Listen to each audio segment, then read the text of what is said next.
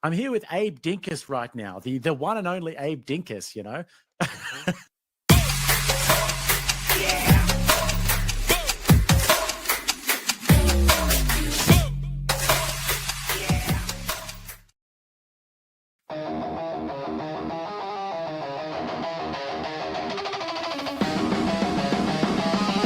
Thundering full steam ahead! Unstoppable force!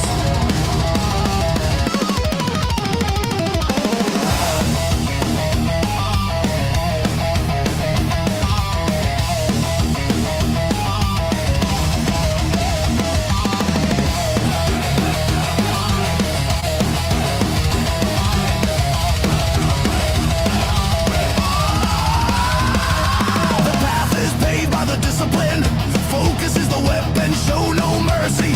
The future's waiting on the other side. Charge through the resistance, nowhere to hide. A goal, a reality, a brick in the legacy. No excuses, only war. Breaking through the fucking door. Our God rewards the relentless. No surrender, pure defiance. The horn moves forward alone. Your will ignited, blood and bone. Rhino up. Talent is a ghost without the drive. Discipline is what will keep the flame alive. Fuck your feel, sharpen the steel. The only end is the victory wheel. A goal, a reality, a brick in the legacy. No excuses, only war. Breaking through the fucking door. Our God rewards the relentless. No surrender, pure defiance. The horn moves forward alone. Yes, will ignited, blood and bone. Rhino up.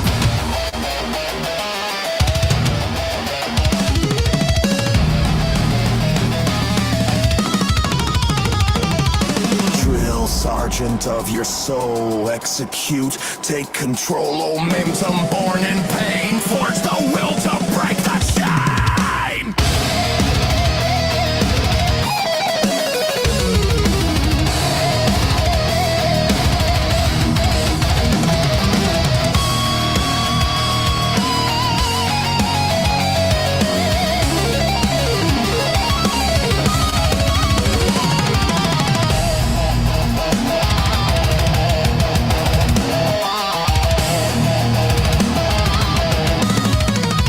Our God rewards the relentless, no surrender, pure defiance.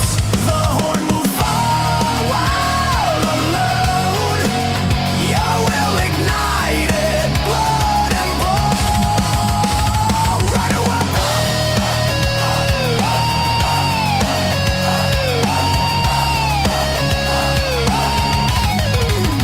The horn moves forward alone. His will ignited, blood and bone.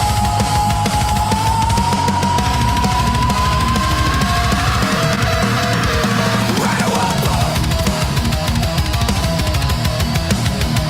Rhino up.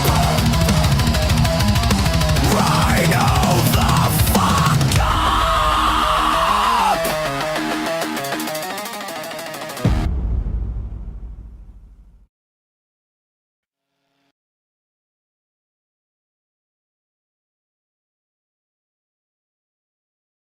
Welcome in, ladies. All right, let's see. Got it. That awesome. All right. So, like the title says, today I'm going to be doing an interview of actually the person who made that song, AJ Rhino, and he's an up-and-coming author. He's got a work being published tomorrow, I believe. So I'm going to have a conversation with him about his upcoming work, which I had the pleasure of reading through uh, off and on over the last few weeks. And we'll get into it, and he can explain his work some. And if you guys have any questions from the chat, make sure you send them in, and we can ask him after. And I think we'll ask him and see if he wants to do a panel after and talk to you guys as well. Welcome in, Paul Long Nate and Agrelapolis. And without any further ado, I'll bring him on up. Welcome in, good sir. Sweet, baby. Thanks, man. This is great. What's up, Nate? Paul Long. Love you, brother. Good fella right there. Good fella. That song is a banger. That song's a banger. Yeah, I got another one too. It's called Damn the Torpedoes, if you guys want to listen to it later. It's another. I really was working with Suno to try and get Lemmy's voice from Motorhead, you know, and it took so many tries over and over again, and I got close. It's still not there yet, but the song is definitely a banger. I got a couple of really good songs that are. I got another one that's like you know, really like pump, like it's a female song that is like, it's called Shine Today, and it's all about just leaving all the shadows behind and focusing on the beauty in the world. That's awesome. Yeah, I feel like that song I was listening to, I just feel like it was pumping me up the whole time. I'm just like, yeah, let's go, you know. Well, we'll get into it. Rhino Up is, you know, my chosen coping mechanism. Okay. Yeah. So I've got like I've got a history of, you know, using every coping mechanism that has been invented by in the world. And they're all bad for you, you know, whether it's drugs, porn, alcohol, whatever. And Rhino Up is like an armor that I kind of put on. I'll explain how I came to it if you guys want to hear it later. But Rhino Up is my chosen coping mechanism to get through the shit that goes through my head and that I've dealt with over the years. You know, I love it. Self-talk sometimes is a very useful tool. Sure. Yes. Like, I'll rise above the greatest there's ever been. I'm gonna do it. You know, like those kinds of things just put you in that mind state. Yeah, and the reason for it's just, you know. And I honestly, we could get deep into this stuff later, but I believe that 90% of the craziness we see in the world from people, whether it's, you know, left, right, whatever, the anger, the crazy behavior, you know, all the push, it's all from trauma and generational trauma. There's no doubt in my mind that most of what we see in the world that we all hate is trauma based, and I know it sounds, you know, lame or whatever. I'm not making excuses, but the truth is that it is, man. Yelling at your kids is bad, you know, and I'm going to be screaming that from the rooftops for the rest of my life. Well, yeah, I think there's a certain level of response within the human brain that starts to wire a certain way based on trauma responses, basically. 100%. It's like one of the things that I've learned is that even though my head could be clear, my body goes through these things that, like the paranoid creeps, or, you know, even like a euphoria, or, you know, chills and like, but it's really brutal, right? And it's the head might forget, or have it blocked out, but the body remembers. And when a kid is being yelled at extensively, and he is in a state of fight or flight, and being in that state for, you know, on and off, where you're constantly hyper vigilant, it carries over to adulthood. 100%. You know, that's how you end up driving your car off a cliff. Like, yeah, well, that reminds me of a different book that we're not talking about today, The Body Keeps the Score, which was a very interesting book. But I'm going to pop yours up right here on the screen real quick so the chat can see. This is the cover, I believe, that you sent me. So, AJ, why the title The Artist? Because it is the story of a talented artist who is convinced or seduced into painting the dark and grotesque, which causes him to lose basically everything and spiral into madness. So it's like the Bible quote for what good does it do a man to have the world and lose his soul? You know, that's literally the first page. You know, and it's 20,000 words. It's short, and it's 20,000 reasons to not take the ticket. Don't sell out. Don't get. We are in a position now where we have all the tools available to us via the internet, via AI. AI is, and when we could get into that too, is the great equalizer. Within 18 months, we'll be making full feature films with it that compete with Hollywood, and they won't be woke. They won't have, you know, they will basically be exactly what everybody wants, you know, where you could actually have 3 or 4 seasons without there being a gay sex scene at the end of season 2. You know what I'm saying? Which is That'd be the most beautiful. annoying thing ever, or getting preached to. You know, they do it. That's their pattern. They have a couple good seasons.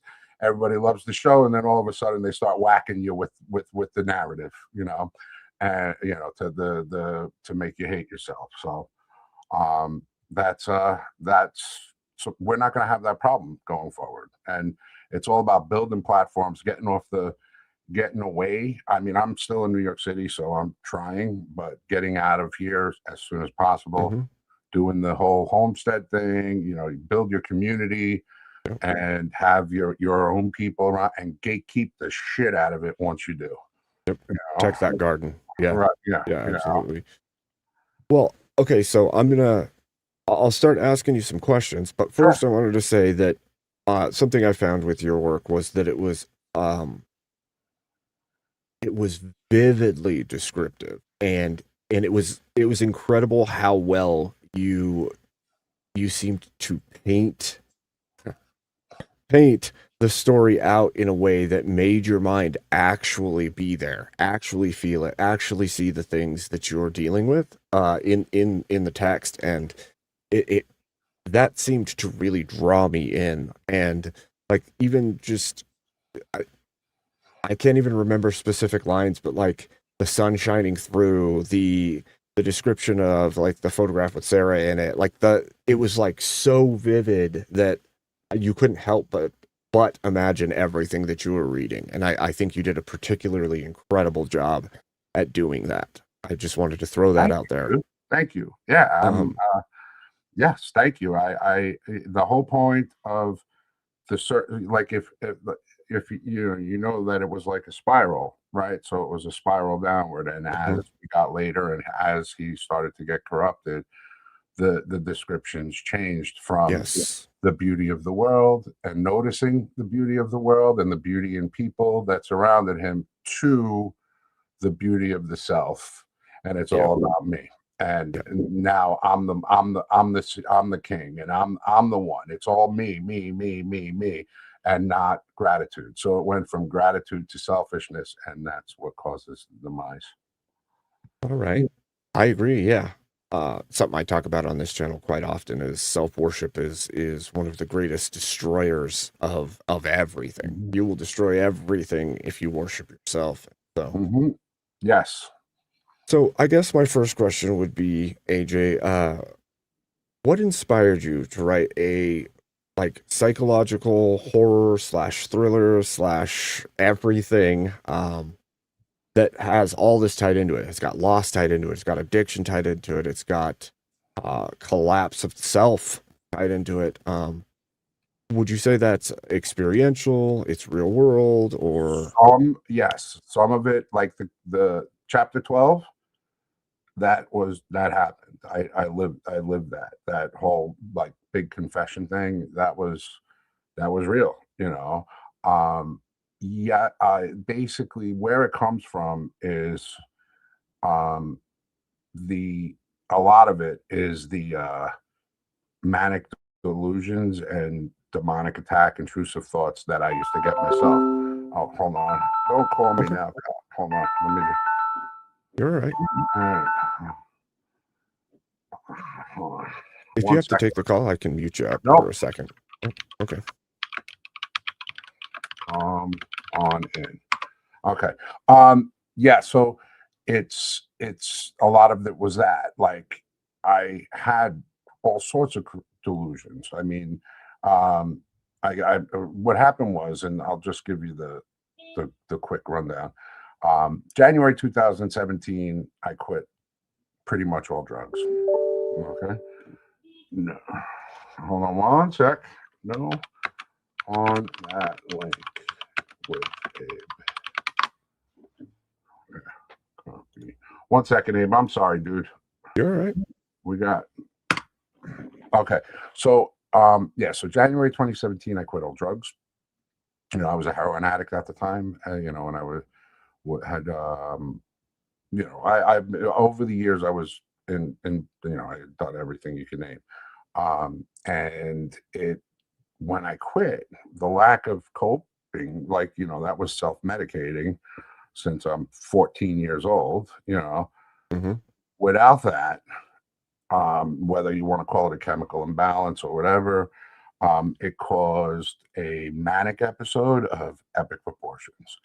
And a lot of what I'm writing now with the story is this whole delusional world that I created for myself. So that manic episode led to, by April, it was so bad that I drove my car off an embankment into Little Neck Bay, where, that's where people go to kill themselves in my neighborhood.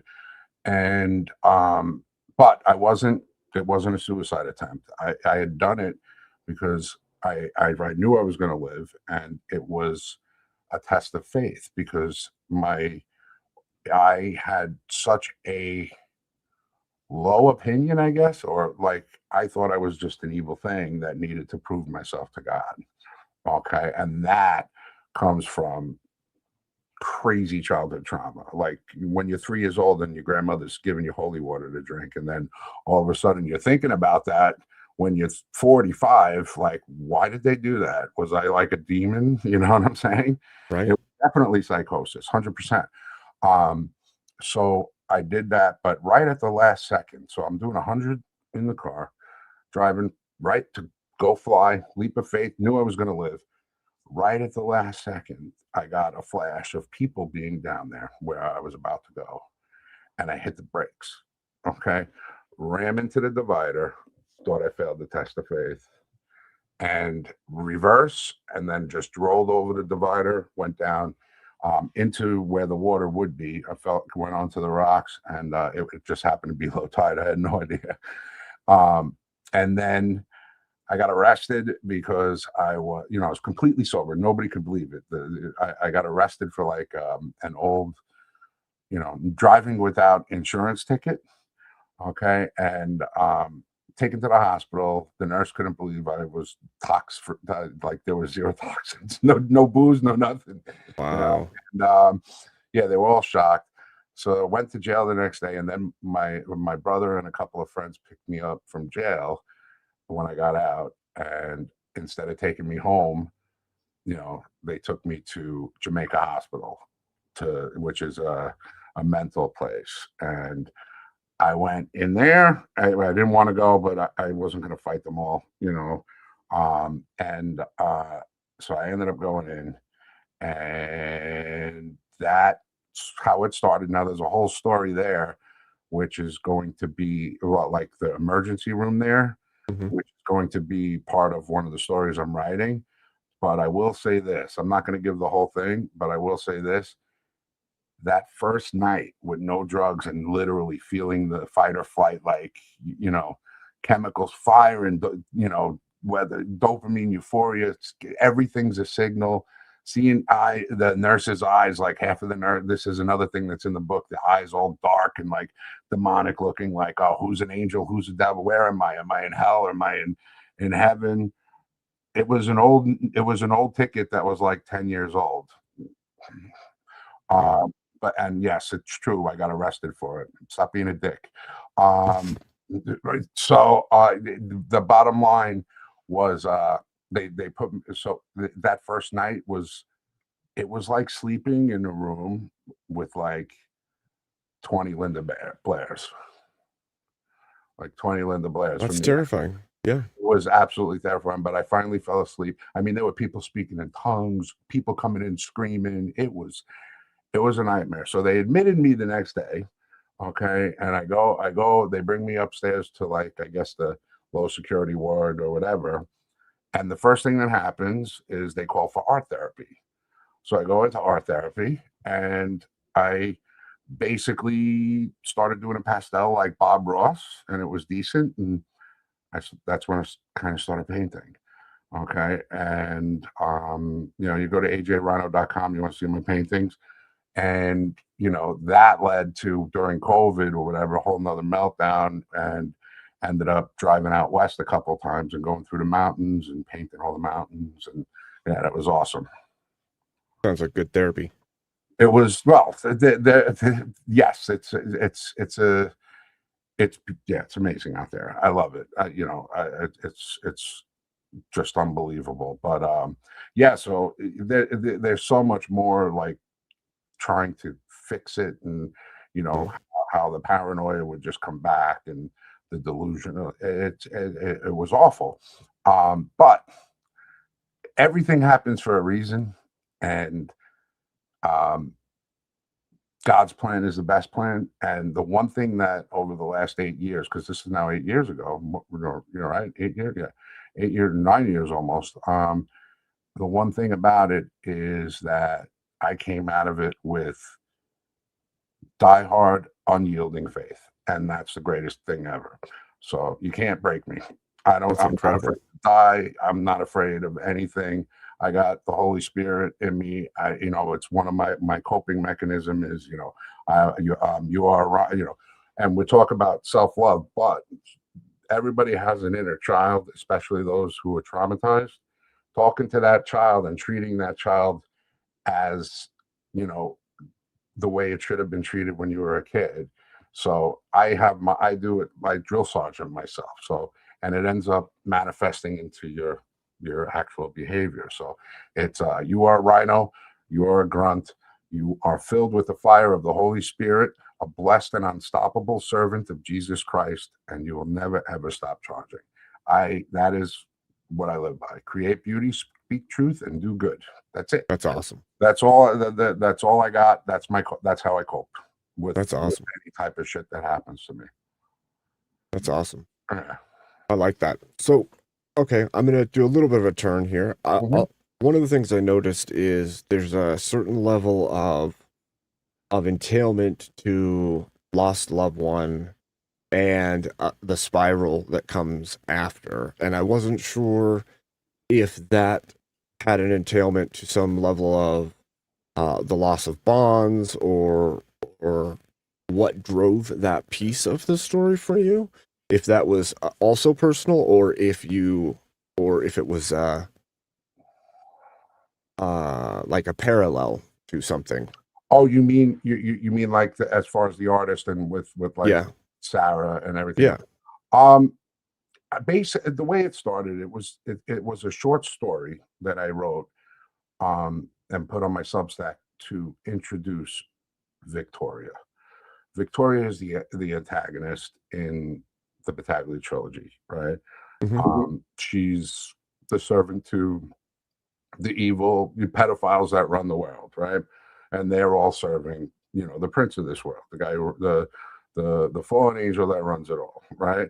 And so it was that. And then another writer told me, don't, because I have like 9 short stories or 10, 8, whatever. And another writer / editor told me, no, don't publish, a collection of short stories. Nobody's going to read them. It's really, but take one and make it a novella. So that's what I did. I took The Artist, which was a short story of like 1,500 words, and I just made it longer. I'm like, okay, let's make this guy let's make it his, I don't want to give away the story, but let's make it him in his studio, freaking out that he can't paint beauty anymore because he so corrupted his soul and wrote his I'm reading Copper. Hey, what's up, Cop? So that's one of my peeps. Yeah, she's the best. Basically, let's make it a drug induced thing just over like 12 hours, and have him trying to paint beauty, but he can't do it because he corrupted himself. Or not that he can't do it, but he just can't see it. So that's the question at the end. Was he able to do it the whole time? Or was he just unable to see it? So There's a certain level of parallel again here. I think for me, the way that you just described that, it almost is like, in a personal way, I would say, that separation that sin brings in to yeah, your connection to what is beautiful and what is true and what is good and what is right. yes, And I think that's an incredible uh, direct parallel right there with yeah. how you have explained it. Yeah, and it's true. I mean, look, we're all sinners. None of us is Yeah. going to ever be able to avoid it. I mean, we could try, and that I think that at the end of the day, that's all we really have to do is really just try. You know what I'm saying? Because we're all going to fall, and the death, the blood, it all. He basically saved us from the wages of sin is death, right? So he saved us from death, so through him we get to live that life. That doesn't mean we can be sinless. I mean maybe some of us can. I can't. I try, but I sin all the time. You know what I'm saying? I'm Yep. you know and it's just the thing is, and where what like with Arthur, right? It was all a choice. He had the voice of Christ or God, the Holy Spirit, talking to him the whole time, but he also had the voice of the demonic talking to him coming from the other side, Victoria. And I can't tell you how good a character she is. Like it's she's such a good antagonist, and she's really fun to write. And I don't want to give the story away, but the question throughout the whole trilogy, okay, and everything is there any action that we can take on Earth in this world that is beyond redemption? And that's the question. And I think that question is deep within me because I've done so much fucked up shit and I know that I'm forgiven, and it's just like, well, is there any limit to that? And I don't think so, because I watched what's his name, the serial killer, Dahmer, right? I didn't watch the show, but I read that at the end he accepted Jesus Christ. So I'm not going to be the guy to tell him that he's condemned. That's not my job. I'll judge your fucking behavior. You take your dick out in front of a kid and I will fucking beat the living shit out of you. Don't let me see that like they show in the freaking pride parades or whatever. I'm jumping on you and ripping you to shreds. But if he really felt it and asked for forgiveness, do we believe the Bible or not? You know what I'm saying? Like, do we believe the thief on the cross or not? So that's the thing, and that's the whole thing throughout the whole trilogy. Because the main character is going to go through his own good. I don't want to give his internal war, right? Going to have and external, and it's got the trilogy attack. It's going to attack every institution. I have a like this thing I read that, like, if they're mad, you're over the target. You know what I'm saying? And so it's probably going to piss off just about everybody. But guys like you are going to fucking love it. Promise. You know what I'm saying? Yeah. Okay. So with this, like I said before, you have extremely vivid storytelling detail, the imagery, the making you actually feel like you're in it. You can feel the like you're feeling the emotional yanking of the characters.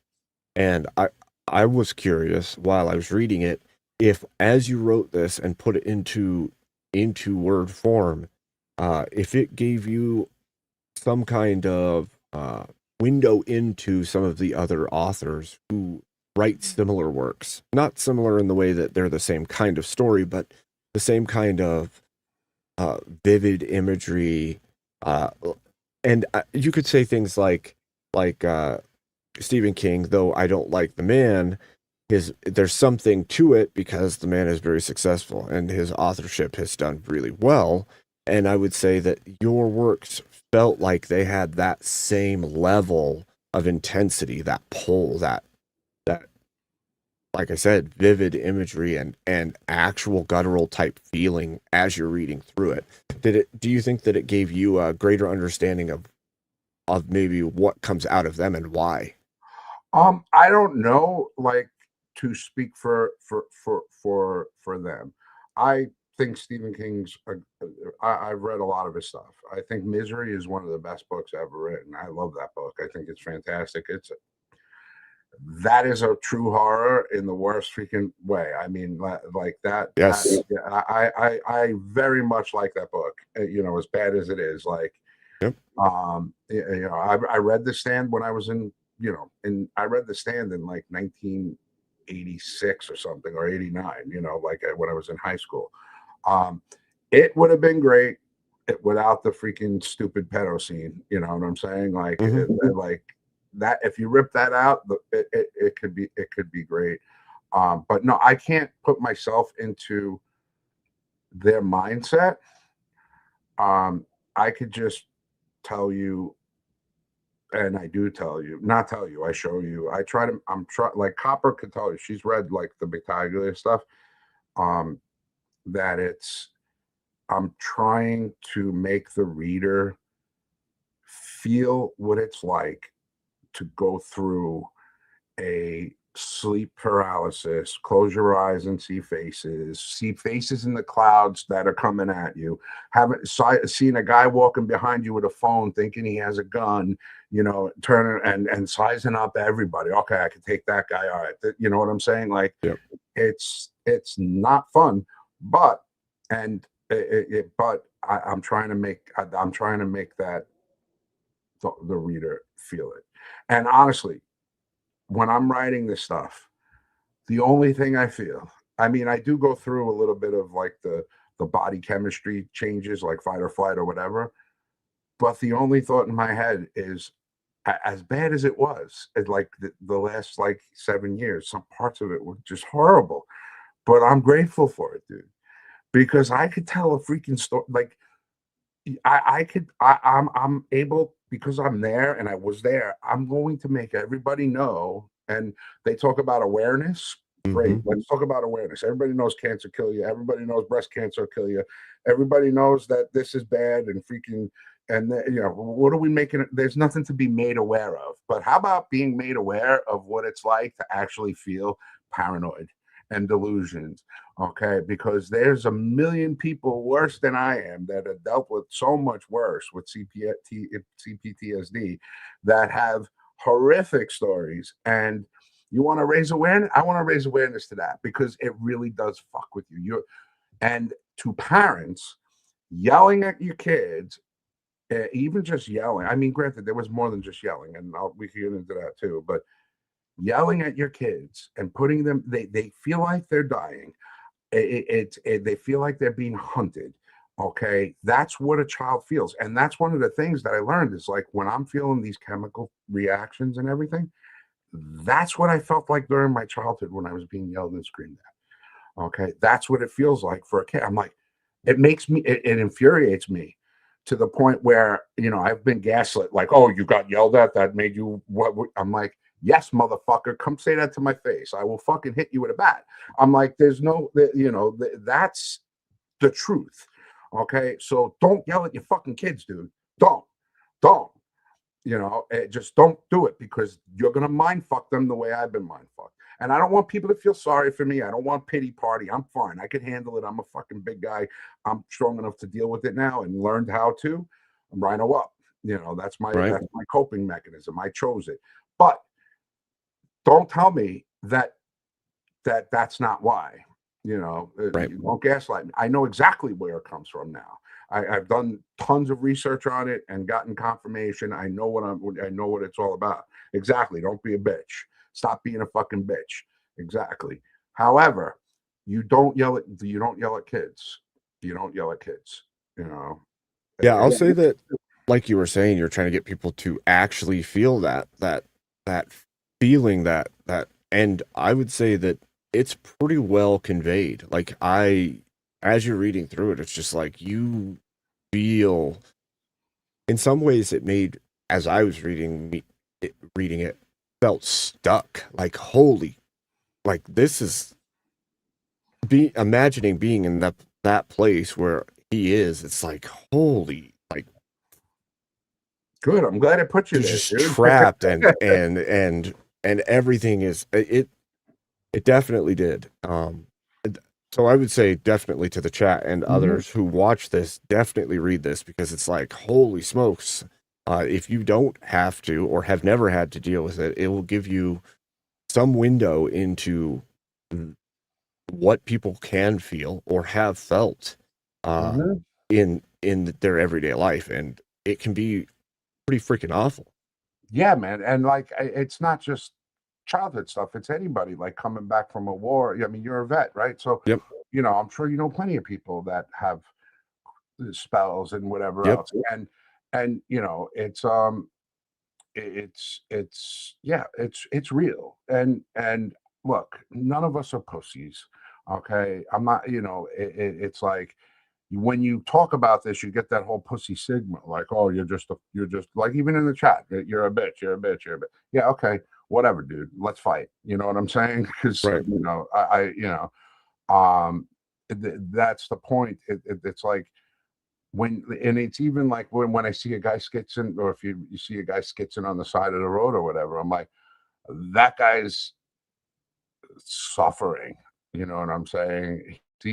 What he's seeing right now is real. And Yep. it's crazy. But at the end of the day, the fact that I had dealt with it, got through it, went. Yep. I mean, I consider that rock bottom moment sitting on the rocks down there. It was like one moment of peace for like 5 minutes. That was rock bottom, but that's what built where the base for everything that happens from then on is built. That's where, and it's not just straight up, man. It was poof. Oh, yeah. I had I mean, it's crazy. I think that's often the case, right? We have to hit that rock bottom sometimes to realize there's a problem and start fixing the damn problem. And what you said a minute ago reminded me of a line from an NF song, and he's like, the mind is a powerful place. You can make basically anything happen. But wait a minute, be careful, because if you look in the mirror every single day and you tell yourself you're a piece of crap and you'll never be great and you'll never do anything, you're going to make sure you never do. And it's like, there's a crazy truism to that, where you will sow that into yourself if you're not careful. And sometimes your experiences, your life, the things you've been through, all of those things will land and wire, and then you'll start making them worse on yourself 100%. because you don't know any better. You just don't even know. Well, you think about it, like 14 years old when I drank that first time, got drunk last day of freshman year. All right. My mother couldn't hurt me anymore at that point. You know what I'm saying? She couldn't damage me anymore. I took the whip. I became my own abuser. And how do you abuse yourself? Well, you drink, you smoke weed, and then my first job was for the Wolf of Wall Street in 1992. I started there, and that led to a whole self-destructive cycle, dude. Oh, yeah, dude. I can only imagine. Yeah, so that's going to be that's not necessarily in the book, but I am doing a novella about that. So which is going to could be, like working there and the broker life and all the strippers and the Yeah. drugs and people banging in the hallways and shit. It was fucking That's crazy. crazy, dude.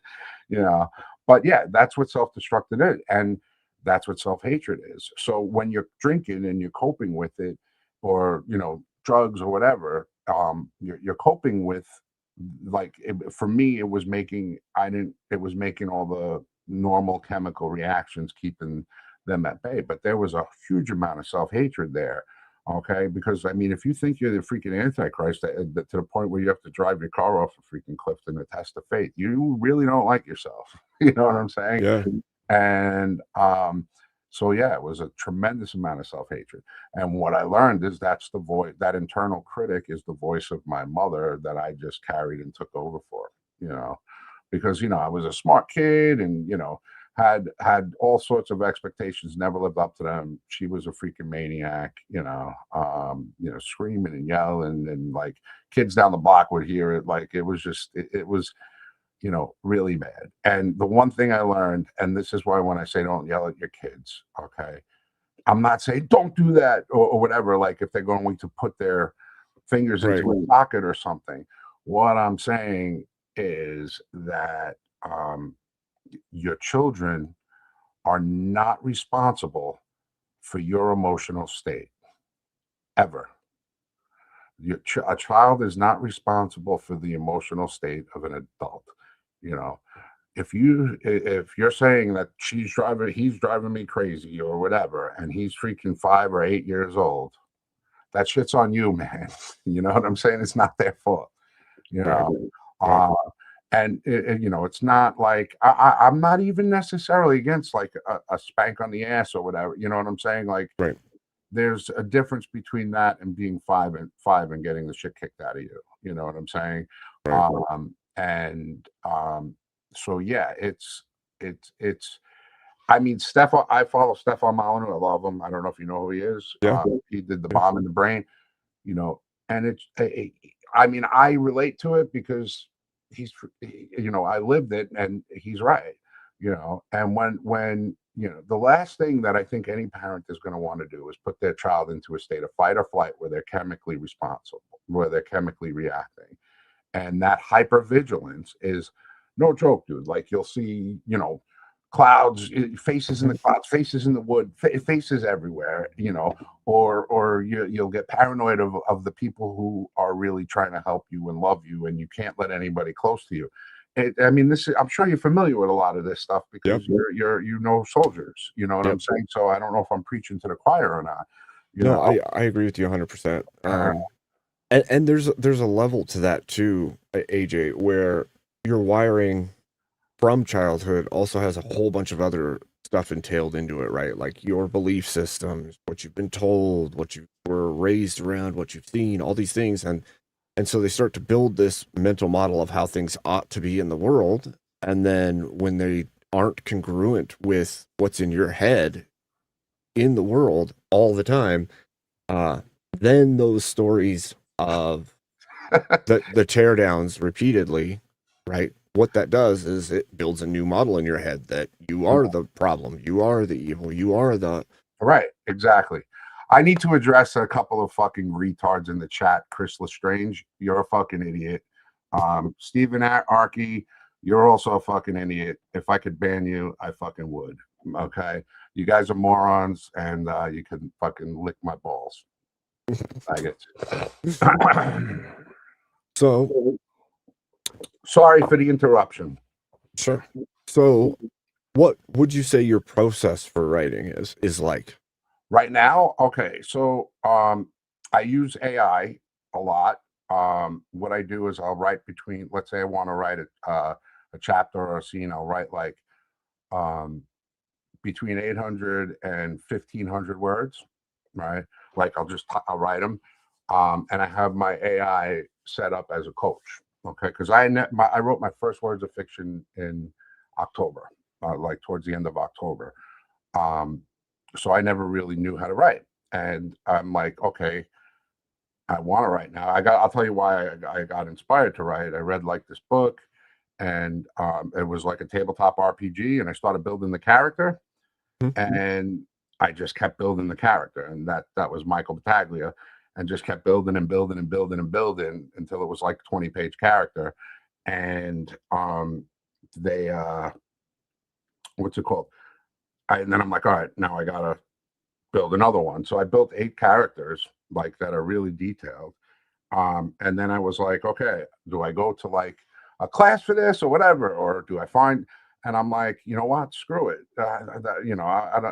That's like it would cost thousands of dollars and take a long time, but to get feedback, on one chapter. So I take the 1,500 words, I put them into AI. I have my coach set up to where it'll tell me, okay, this is weak. These are the weak verbs. This is the story. The scene is missing like the element of this or whatever. And he go back and fix it, retard. I mean, I have it make fun of me, so because I kind of have, humor is the best way to cope with shit, or the best way to heal, so when I'm writing, that's how I do it. So I'll write like an 800 to 1,500 words. I'll type it into Word, copy and paste it into my prompt, get directions and instructions, and go back to the Word doc and redo the sentences and just rinse and repeat. And the beauty of the AI is that it's instant feedback. I don't have to wait 2 weeks to have a writing coach read it and then give me the feedback. That's awesome. I get it right there immediately, and in the process, I'm legit learning how to write fiction. AI doesn't write very well without, you know what I'm saying. I've tried. Right. I've taken a couple character profiles and thrown them in just to test it. Said write a scene where these two fight or whatever, and it's terrible. It comes. You want slop. That's exactly what you're going to get. But if you actually write the story, it's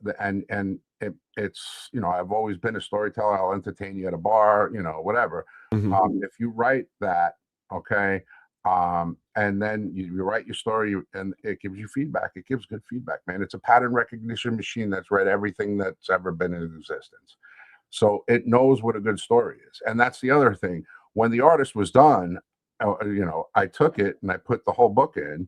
And I said, okay, you're a reviewer, write a review. Okay. And the first time, I have an editor too that I work with.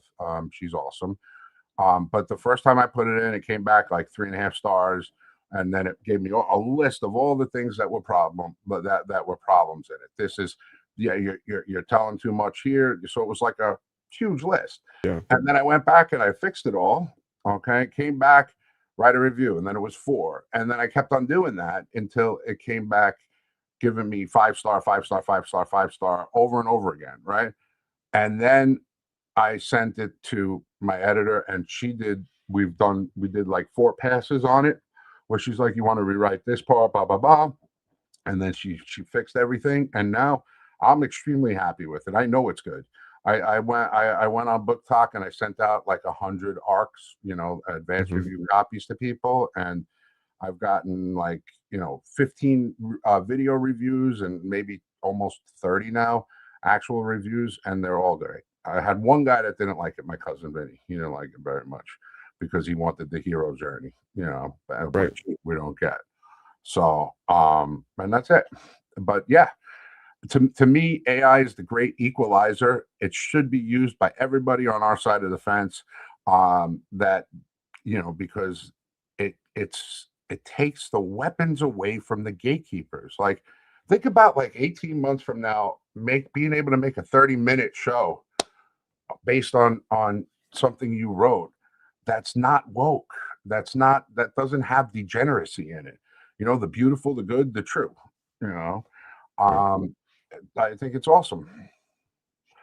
I use AI to balance and give me links and reference. Yeah, sure, man. You know what else it's really good at? It is research, right? So if you're doing like I am with historical fiction, which is the White Lion story I'm doing, or a novel I'm writing, is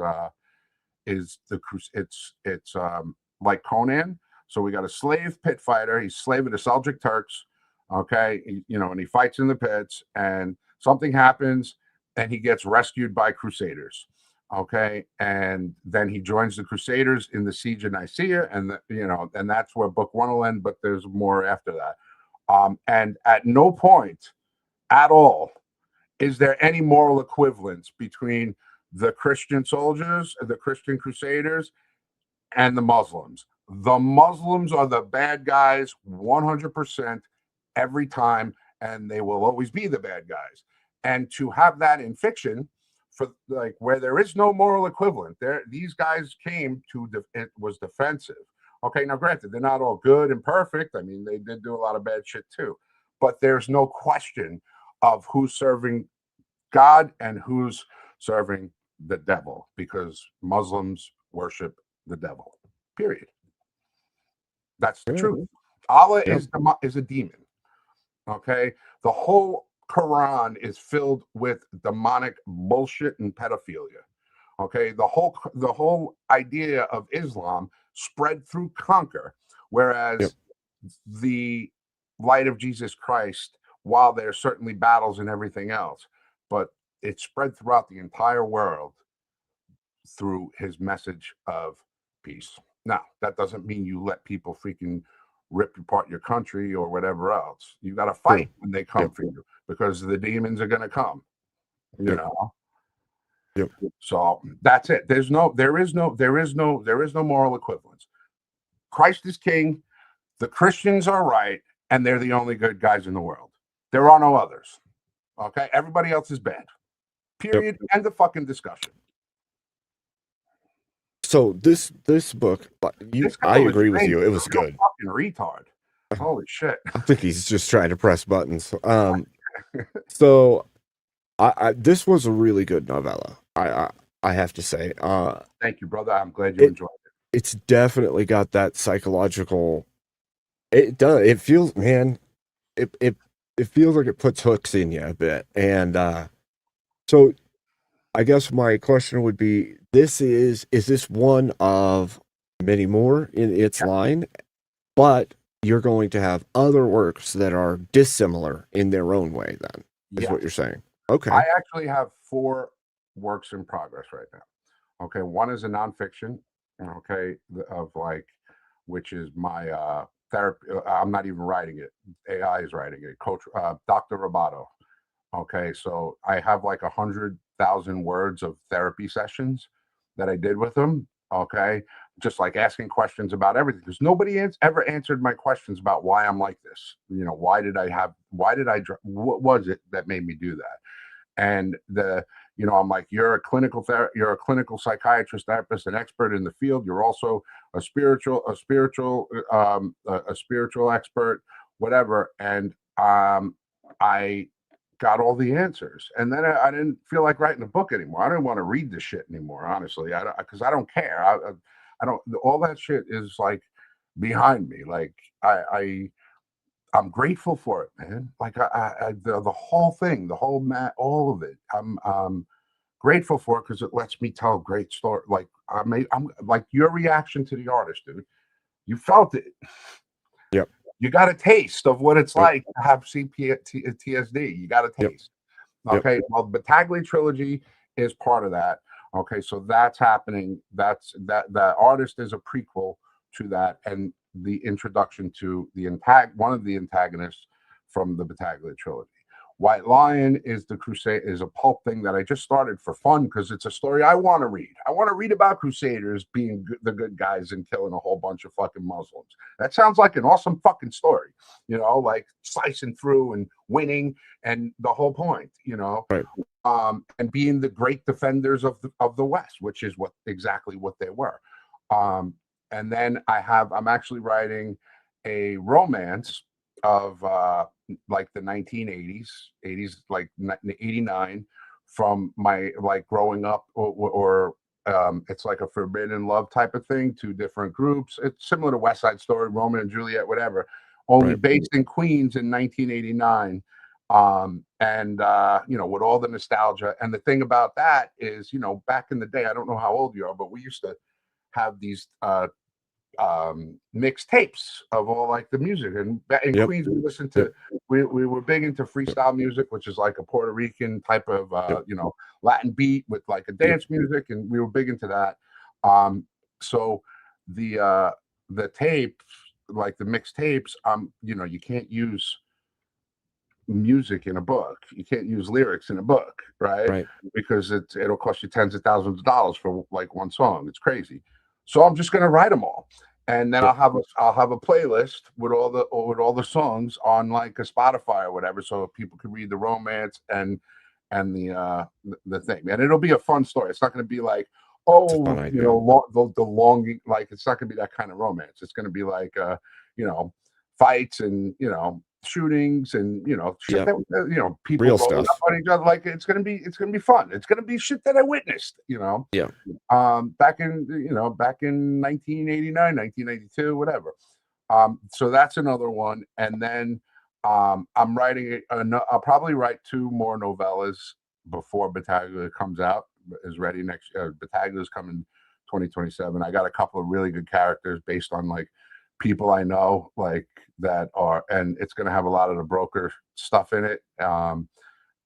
That's one. And then I might write one from the point of view of the SJW, that is the HR person, and she's just like a terrible, terrible person that everybody hates. You know, she's got the corporate speak and the trigger warnings, and, you know, the rainbow flag on her desk and all the bullshit. And I'm gonna write one from her point of view, just to you know. So yeah,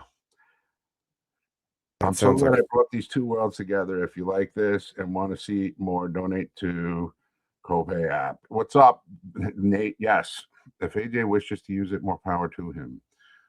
I'm reading the chat. Sorry, I can't help myself. You're good. You're good. AI there's gonna. Yeah, okay, whatever. I mean, well, and we talked about that a little bit before. There's always going to be. No, you know what? I got this girl. She wrote a book. It's called Mumbai Singularity, right?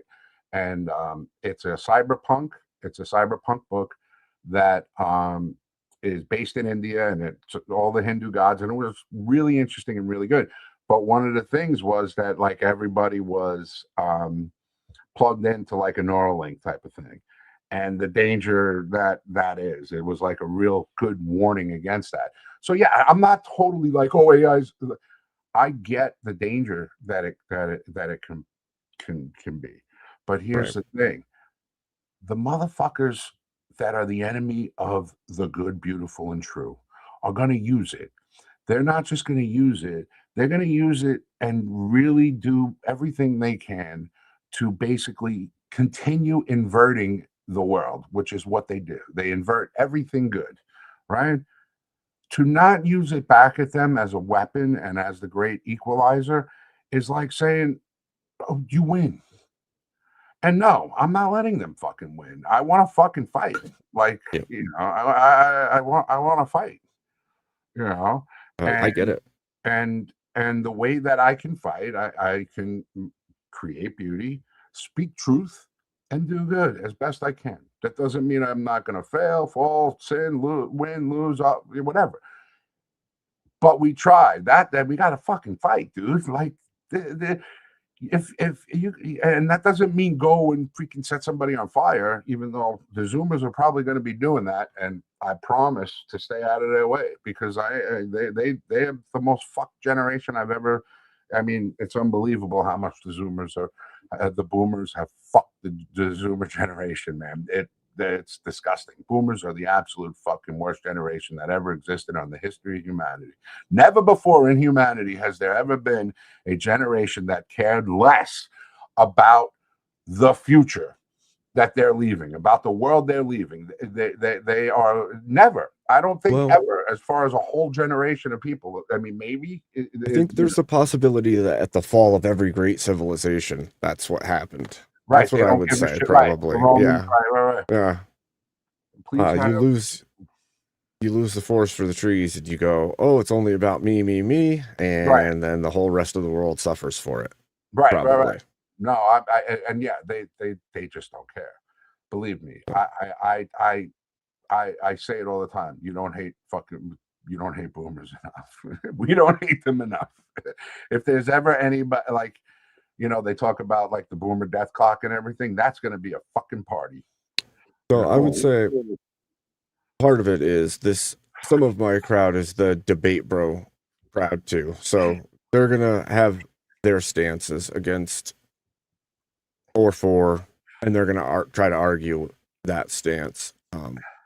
But I'll say that I thought that the story was incredibly good. I feel like introspection is good for us sometimes, and to realize that there are people that are going to be functioning differently than how you know to function or you've learned to function, Right.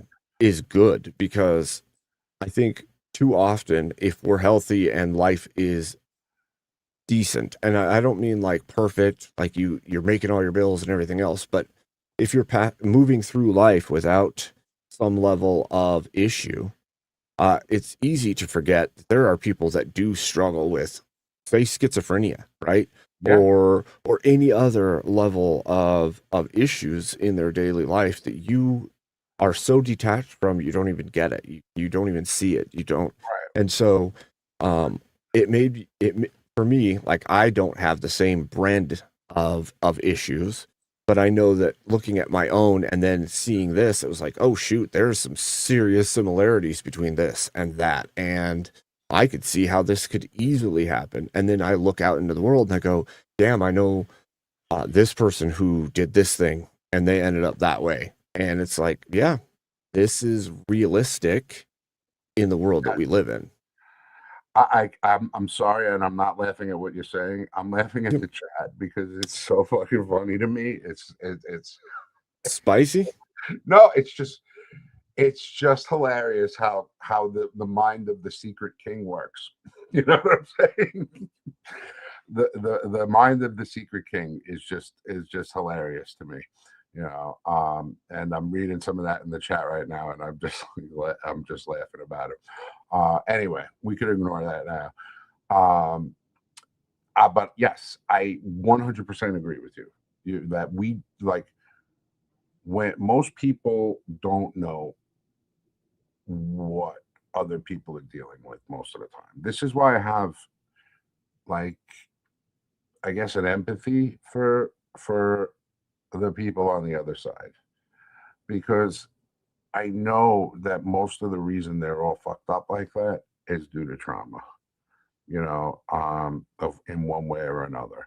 You're not just you don't there's always something, okay, whether it's fear of abandonment or whatever, and usually it happens before the age of 7 in that regard, when they really, whatever it may be.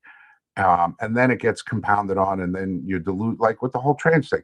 You got you're taking an abused kid or a kid that's fucked up and confused, and then you're telling him that you're feeding his delusion. Well, if someone fed my delusion, dude, you know what I'm Right. saying? Like, Well, and no, that's you what can't I was do going to it. say next too, is just living immersed in lies. If your entire life has been people lying to you about all that is real and what Right, reality is, of course you're going to be screwed up. right. And they are like, I do feel bad for them, and I do pray for them, you know. But that doesn't mean I'm not going to fight them either. You Right. know what I'm saying? Right. Yeah. So yeah, that's pretty much the story. As far as the artist goes, just learning how to write and getting something good done, and building a team. Like, I have an editor, I have someone that's going to help me with the videos. I'm actually, I went and did my own marketing on, like, finding that, making direct contact with readers, and I think I'm coming up with a way to, like, maybe work outside the system on our own platform. Like, instead of having, like, I don't need a publishing company. Like, I wouldn't even submit to one. Like, Right. someone asked me, "Oh, were you going to submit for, like, I'm like, I don't want their fucking awards.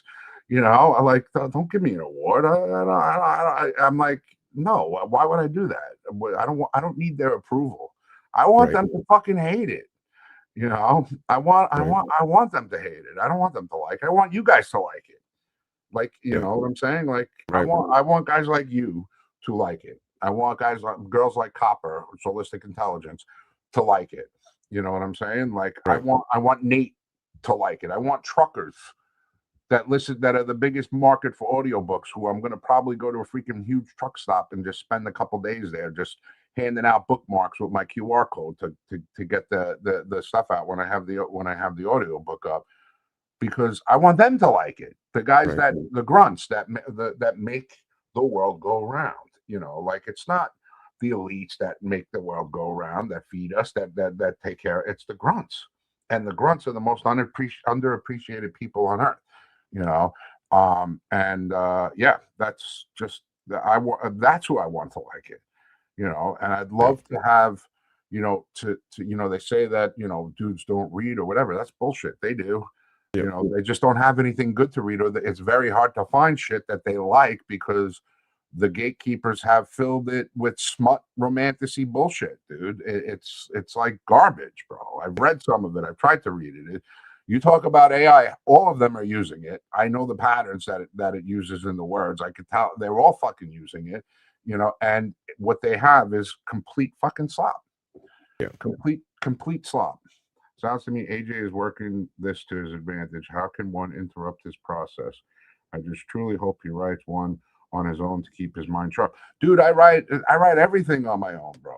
You know, it's all the stuff if you read the book, dude, if you read the artist, chapter 12 is a real thing that happened. Copper, Solistic Intelligence saw it happen. She was on the phone with me while it was happening. Okay. She saw it, you know. It's I write it all. No, the AI cannot write for shit, you know.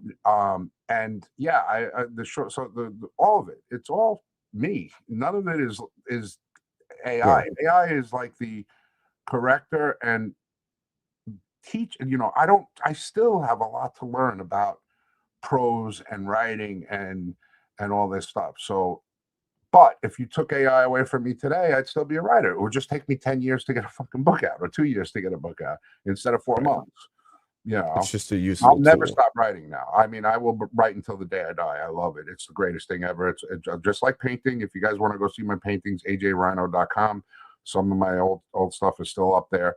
Just like music, I play piano. I wrote a piece on piano. I you know, so you know, that I'll never give any of that stuff up. I will but writing is definitely 100% the best thing. I have so many freaking stories. I got 53 years of not just self-destructive experience, but also all the fucking psycho shit, which, if I pull it off and do it right, it will make people fucking like the great compliment that I've got about the artist from people who finished it. They've said, I just finished it. I can't tell you what I think yet. I got to sit with it for a little bit. And I'm like, banging. That's exactly what that means, that you got it. You felt it. You know, I had another guy make an 8-minute long TikTok video about how good it was, and then go, he's like, I had to just go to the Met. I had to go see Beauty on the Wall. I was like, yes, you got to go to the museum, you know. I struggled as well when I was trying to put into words like what was striking about it, because it is absolutely striking in its like I said before, it's like vivid descriptionality of things in a way that's just like bends you.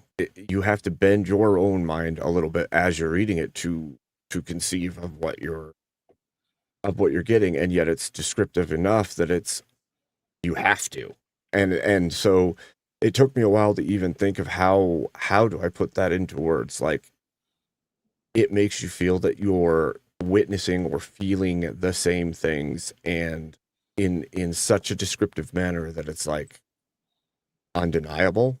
And Right. It makes it really hard to even with the drug part when he's drug Yeah. part stuff where he's freaking out and like Mhm. bleeding or whatever from his nose.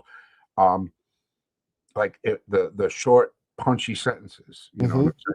But the funny thing about that, that's how I talk a lot of the times when I'm explaining things. Like if I'm explaining like, you know, my tech job and I'm telling you something, it's like, yeah, it's this, and then we got this and this, and this is what it's gonna do for you. You know what I'm saying? Like that's how Right. I kind of talk.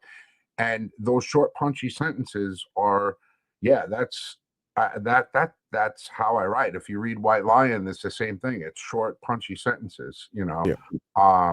So you know, oh Dan, what's up, baby?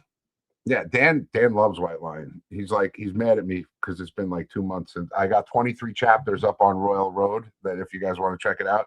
Um, but I haven't put anything new up because I've been working on this. And once this is done, then I could go finish that, and then that'll be the next but one that gets published. And then, you know, we're just gonna keep putting them out. Nick Cole, I don't know if you guys know Nick Cole.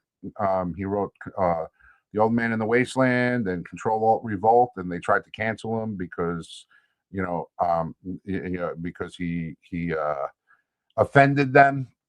Okay, and you know, I was on his podcast a couple like last week, and he's like, yeah, just keep after you get one done, you write the end, then write the end again, write the end again. Just keep writing the end after you're done. Then you have it. You work with your editor, have her do all your shit and make it better, and then just keep pumping them out. Okay, like the series of White Line is going to be like 4 to 6 books. Battaglia is going to take longer because there's a lot to the whole world building. Yeah. You know what I'm saying? Like I'm Yeah. trying to like figure out a way to, so it's a lot of thought on the world building there. But there'll be more Battaglia novellas. Well, it's very mental. Very It's just big. It's like I got to figure out first off, how do you write, okay, the Epstein files with satanic pedophiles that literally drink the blood of children ruling the world? And how do you write that without like crossing a line into where I don't want to freaking, you know, trick? I'm like, there will never be sex in any of my books. No sex, no Satanism, no social justice. That's the rule. right. None, you know. Right. You have done your first book, now do the rest without it. Fuck off, dude. You're an idiot. I mean, seriously. That is the most retarded fucking thing you could say, dude. Like, if you're not using it, it's the great fucking equalizer, and you're a retard if you're not at least experimenting or using it. I don't give a shit, dude. Like, I'm done with this fucking argument. I've had it way too much. You know, they're using it against you. Let them fucking win, dumbass. Anyway, sorry. I'm not fucking sorry. Fuck off. Anyway, let me go smoke. I'll be right back. Okay. All right. Yep. You're good. You're good. You know, You're good. Want another song while I'm gone? I'll give you this one. Hold on. This is. Hold on. There you go. How do I share? Copy. Is the link good enough? Yeah, right? Yeah. Yeah. Okay. Yeah. You could put it in the. Yep, I got you. There you go. That should be it. Yeah, I just want to get up and smoke. It's a lot of talking, and I need my nicotine fix. Totally. All right, so I'll be back in like literally 5 minutes. I'm also going to get another cup of coffee. Thank you so much. By the way, I'm having a blast. Good. Yeah. Good. All right. We'll play this next one here. Pop this. I'll throw us in the back for right this minute. Chat, give us just a few moments. And I'll get back. I will also refresh my drink.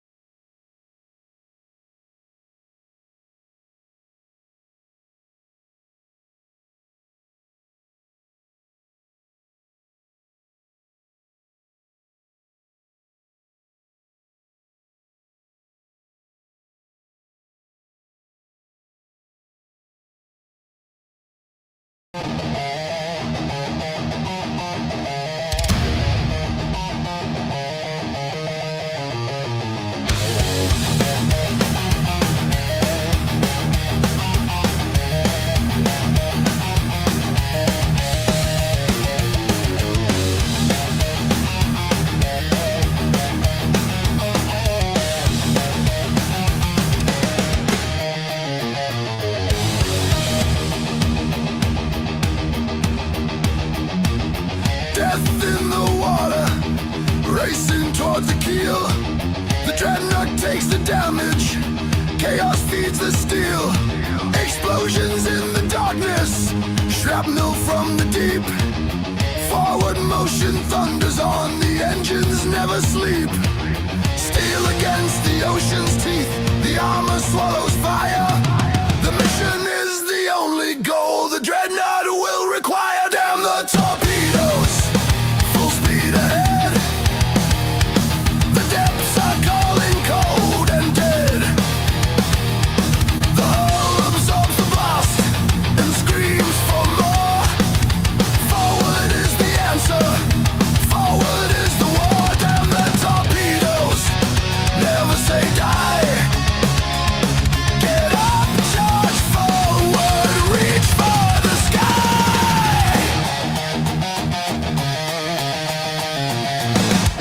Missiles from the belly, fired at the heart. The Iron Beast bombs itself before battle even starts. Self-inflicted scuttling, sinking spiral spin. But engines roar defiant while burning from within. When destruction comes from inside or from the black, the warship charges forward or it's never coming back. Damn the torpedoes, steal through the storm. Scars become the armor, damage is the norm. The ship consumes the impact, transforms it into speed. A sinking ship is finished, but a warship doesn't bleed. Damn the torpedoes, never say die. Get up, charge forward, reach for the sky.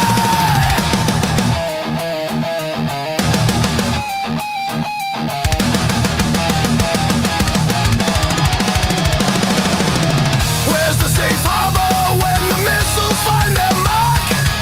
Where's the peaceful water when explosions tear the dark? Battle scars will map the way to victory seal. The Iron Beast devours all that the depths reveal. Other vessels freeze and wait for calm to come. The steel was made for battle, hear the thunder start to drum.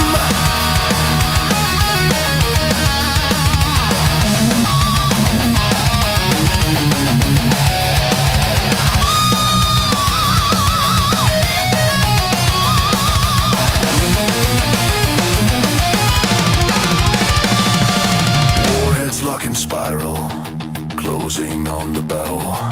The dreadnought doesn't wonder, doesn't question how. Forward through the minefield, straight into the teeth. The mission never wavers despite the chaos underneath. No mercy in the bearing, no shelter in the wake. The Iron Beast becomes the storm the ocean cannot break. Damn the torpedoes, iron cutting through. The unstoppable machine the depths never knew. Every detonation feeds the forward drive. Battle tested, never rested, violently alive. Damn the torpedoes, never say die. Get up, charge forward, reach for the sky.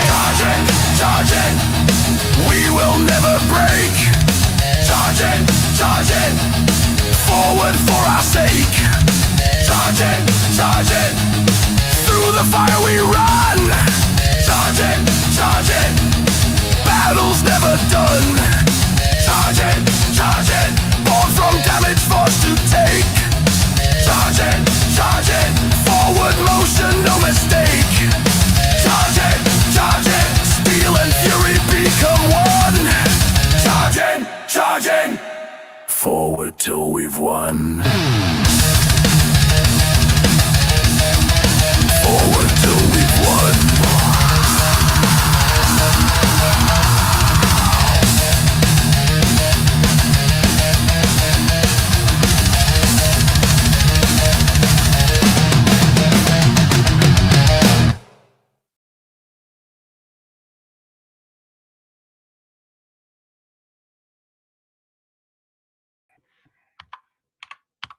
Right. I'm back. Hold on. Oh, I Welcome love back. that freaking song. No, They're so actually, fun. I'm reading the chat. Okay, Okay. I agree. Look, I'm not.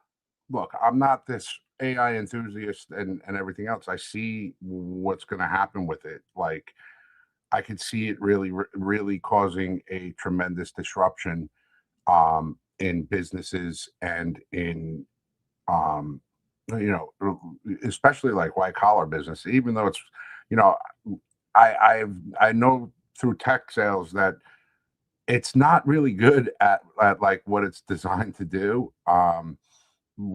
From like the administration portion, it's and no, like people are spending millions on it and they're not even using it. There are companies buying like 500 licenses and then not like two people in the whole firm are using it. Yeah, yes and no. It can replace certain things, but it's not going to replace a farmer. It's not going to replace a plumber. At least not anytime soon until there's robotics or whatever. But no, I do agree. Look, is it the Terminator I don't know. All I know is what's happening now. I can't go ahead and say what it's going to become or whatever. All I can say is that it's an equalizer to where you can compete with, where you don't need to go to the gatekeepers to get them to approve of you, which they never will, and they can't shut you down.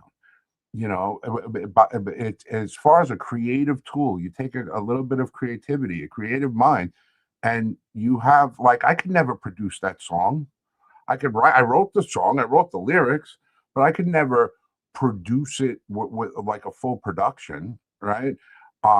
Without a Right. huge expense, paying people to do it, you know. Yeah, but it's not going to break. I don't know if we're going to become over reliant on it. I do think that MIT study that was done, yeah, that definitely is concerning. 100% that like coders are being replaced, but which coders? The H-1Bs? Good. Send them all fucking back. Good. Let it replace them. You know what I'm saying? Who wants them fucking here? I don't. Yeah. I fucking live among them. You believe me. You don't want to be anywhere near these fucking people. You know? So I get where it's coming from.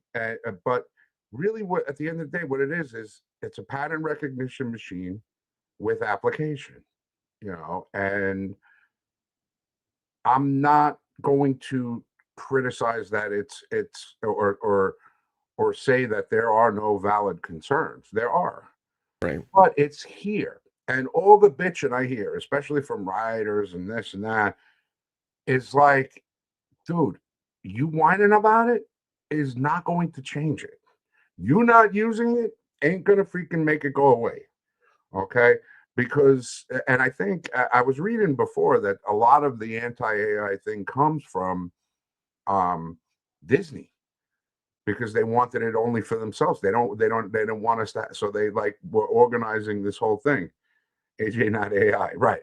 Well, I can tell you this. I mean, I don't. I'm like, I. It doesn't.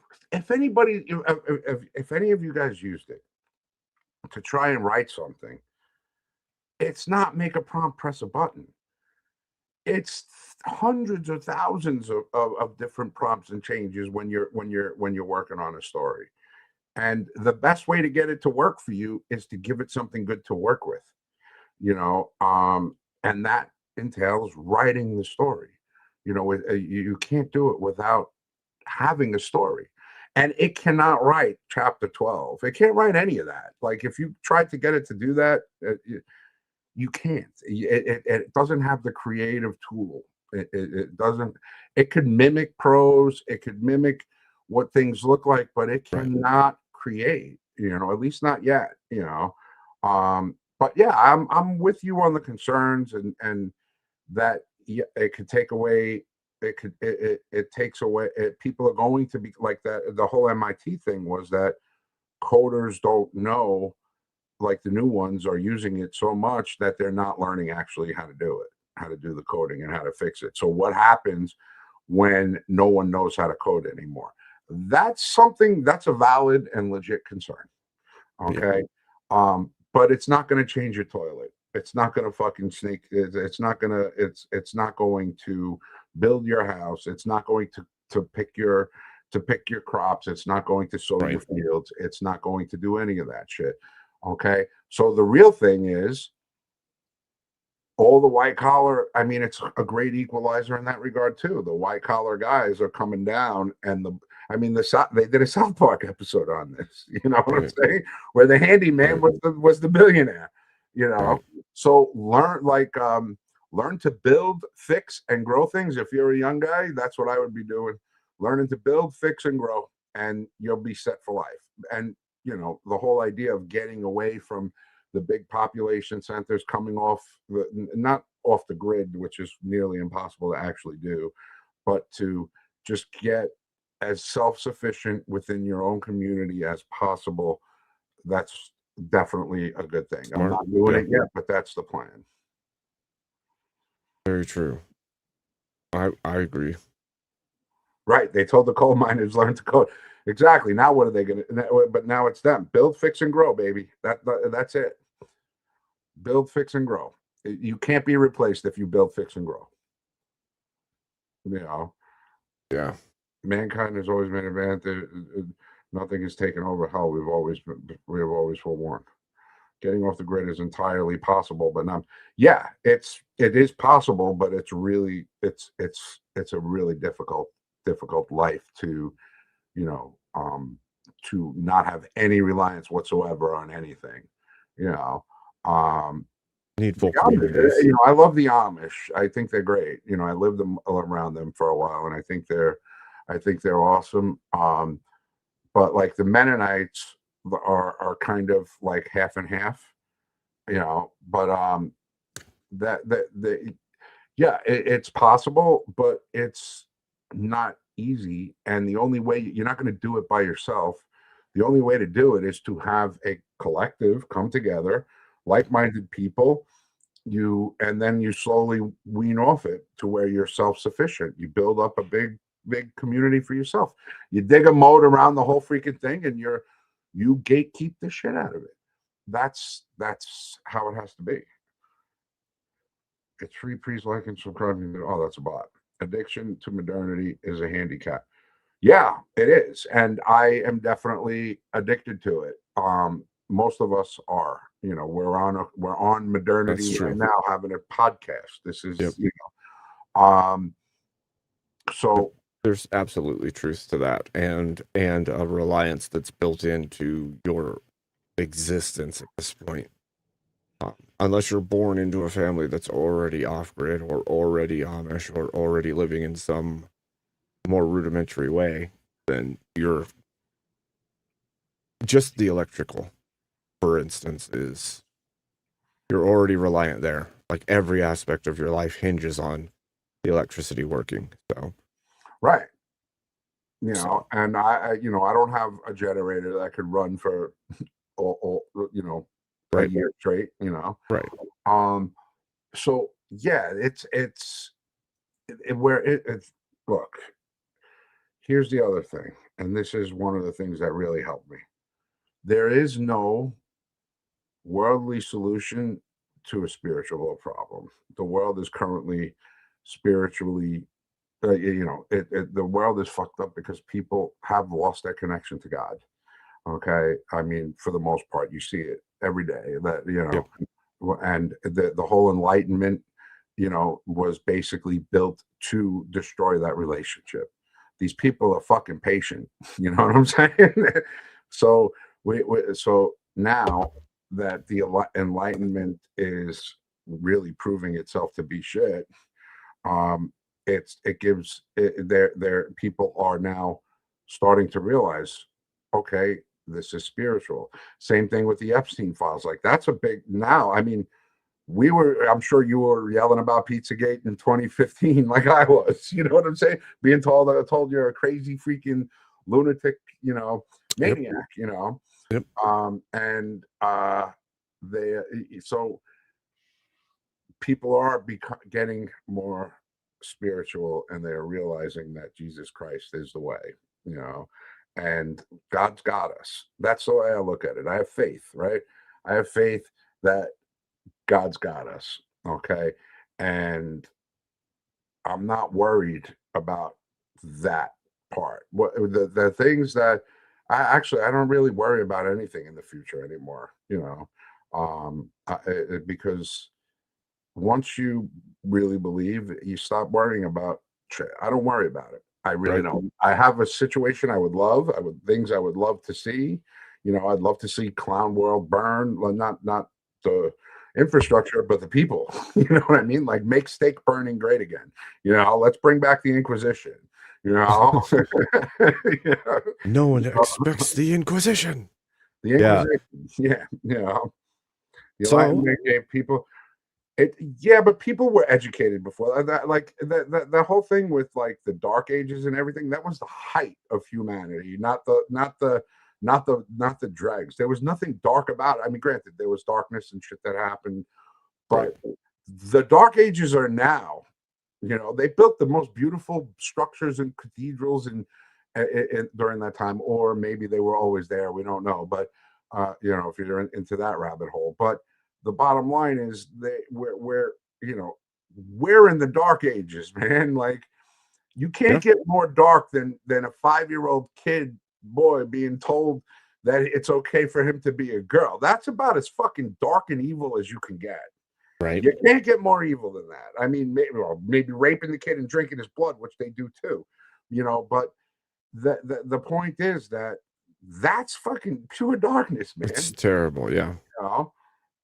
So, well, AJ, I agree with Rumpelstiltskin. The Crusades.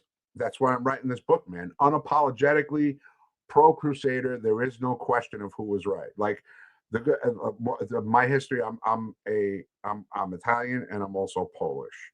So there's a very high probability that I have ancestors that both fought at the Battle of Lepanto. Okay, in 1572, I think. And also were winged hussars, which saved the siege of Vienna.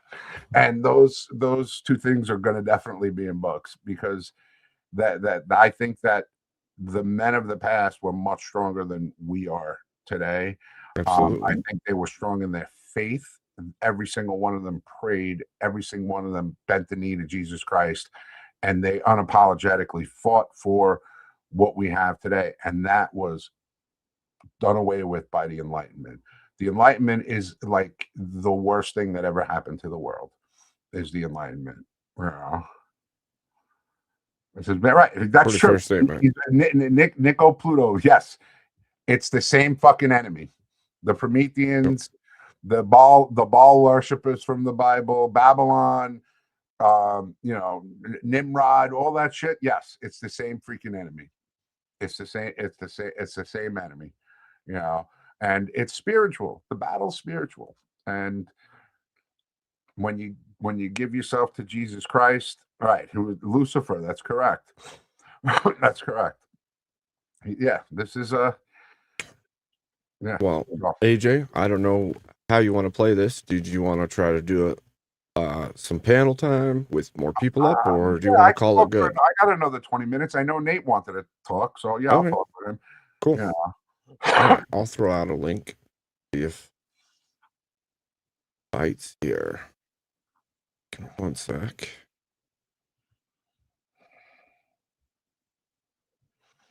Boom, boom, boom. Are you not entertained?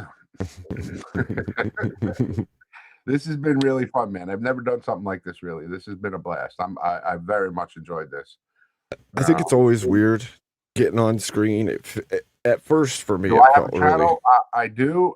There's really not much on it except my fireworks show. Sorry, I didn't mean to interrupt you, Abe. No, you're good. I'll say when I first started doing any kind of online face on the screen stuff, it felt really, really weird too. But over time, it got less weird and just felt kind of normal. Like I'm just having conversations with people, which is pretty cool. Yeah, dude, this has been a blast, man. I'm glad Nate introduced me to you. I'm very happy. And yeah, Chris, I love you, brother. Don't worry about it. We can fight. Hey, Nate. Fighting's good, man. Hey, You fight and then you shake hands right after, right, brother? Right? What's up, Nate? How are you, man? Long time no see. Oh, AJ, it is so great to see you, man. You guys, the AJ putting out this book and saying he wanted to do some interviews and stuff gave me a perfect opportunity to start merging these two communities, right? Like AJ and I were there for the whole, I don't know what we want to say, the whole multiple schisms in the Big Bear universe, right? AJ and I were there for lots of crazy stuff. I got in over here with the debate bros and found some very kindred hearts. And that's what today was about, was getting two kindred hearts talking to each other, getting AJ's work out there, getting Abe's channel out there. And this is phenomenal, man. Absolutely phenomenal.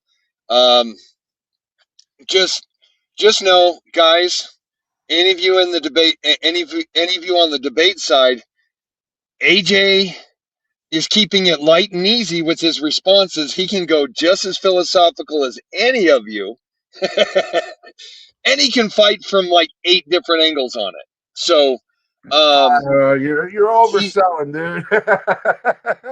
no, we've had our conversations, brother, and everything from the metaphysical to the financial, and you know your stuff. That is for sure. Well, I thank you, Nate. I thank you for making this intro. It's definitely it's a good crew. Yeah, I like that I wasn't stopped from like going a little bit on the curse end and like, let's fight stuff, and I'm not even a good fighter. I just like to fight. You know what I'm saying? Right. But Well, here's how I told you. Yeah, I told you. No, these are the at the core. These are good people. Need to be able to see that we don't have to stay to just the Bible or just the church fathers or just the historical documents. We need to understand that, but we still need to be producing good, true, beautiful things in this world. And there are those of us who are out there producing tomorrow's history today. Yes, that's the idea. Just to give you guys a background, this is how I know Nate. Okay, we both were kind of traveling across the country during the height of the mask craziness, and neither of us put on a mask once. I never put one on, not once. And I went all across the entire country, got thrown out of hotels, got thrown out of, I mean, I even got hit once inside a Wawa because some boomer was like, "Where's your man?" And he wouldn't leave me alone. And I'm like, dude, masks are for fucking criminals and perverts. Which one are you? And I turned back, and he literally freaking swung at me. He hit me and knocked my glasses off. I turned around, and then the women were screaming. Whatever. Anyway, what's up, Grumpelstiltskin? Hey, AJ, great to meet you, man. Nice to meet you. I coming in. I did some audio work recently. You're good. All good to go. You sound good. Yep. Outstanding. Hey, I like some of the things you're saying, man. Quick thing though, can you link anything you want to link in the back? And I didn't see your channels or anything linked, and I'll stick them out there for you into Abe's chat. I've got a YouTube channel which doesn't have much on it. Yeah, just put it in the private chat, and we'll get it out for you. And I've got a Substack. Thanks, That'll link for sure. Yeah, got you. I'll drop down because of my lag, but just you guys, that was an epic fireworks show that I was like a week shy of making, on my truck routes. It was phenomenal. Anyway, worth the view. Go check that out. Check out. Make sure that you guys are checking out AJ's art page, his art stuff. Check out his writings. He's got a musical he's produced that is Oh, yeah. absolutely phenomenal, and we we need to be pushing a whole lot of this awesome stuff out there. Um, I mean, for those who are fighting against the AI related stuff, we're all making AI music. What's the difference between someone using AI to AI to proofread a book, or someone writing a funny song, right?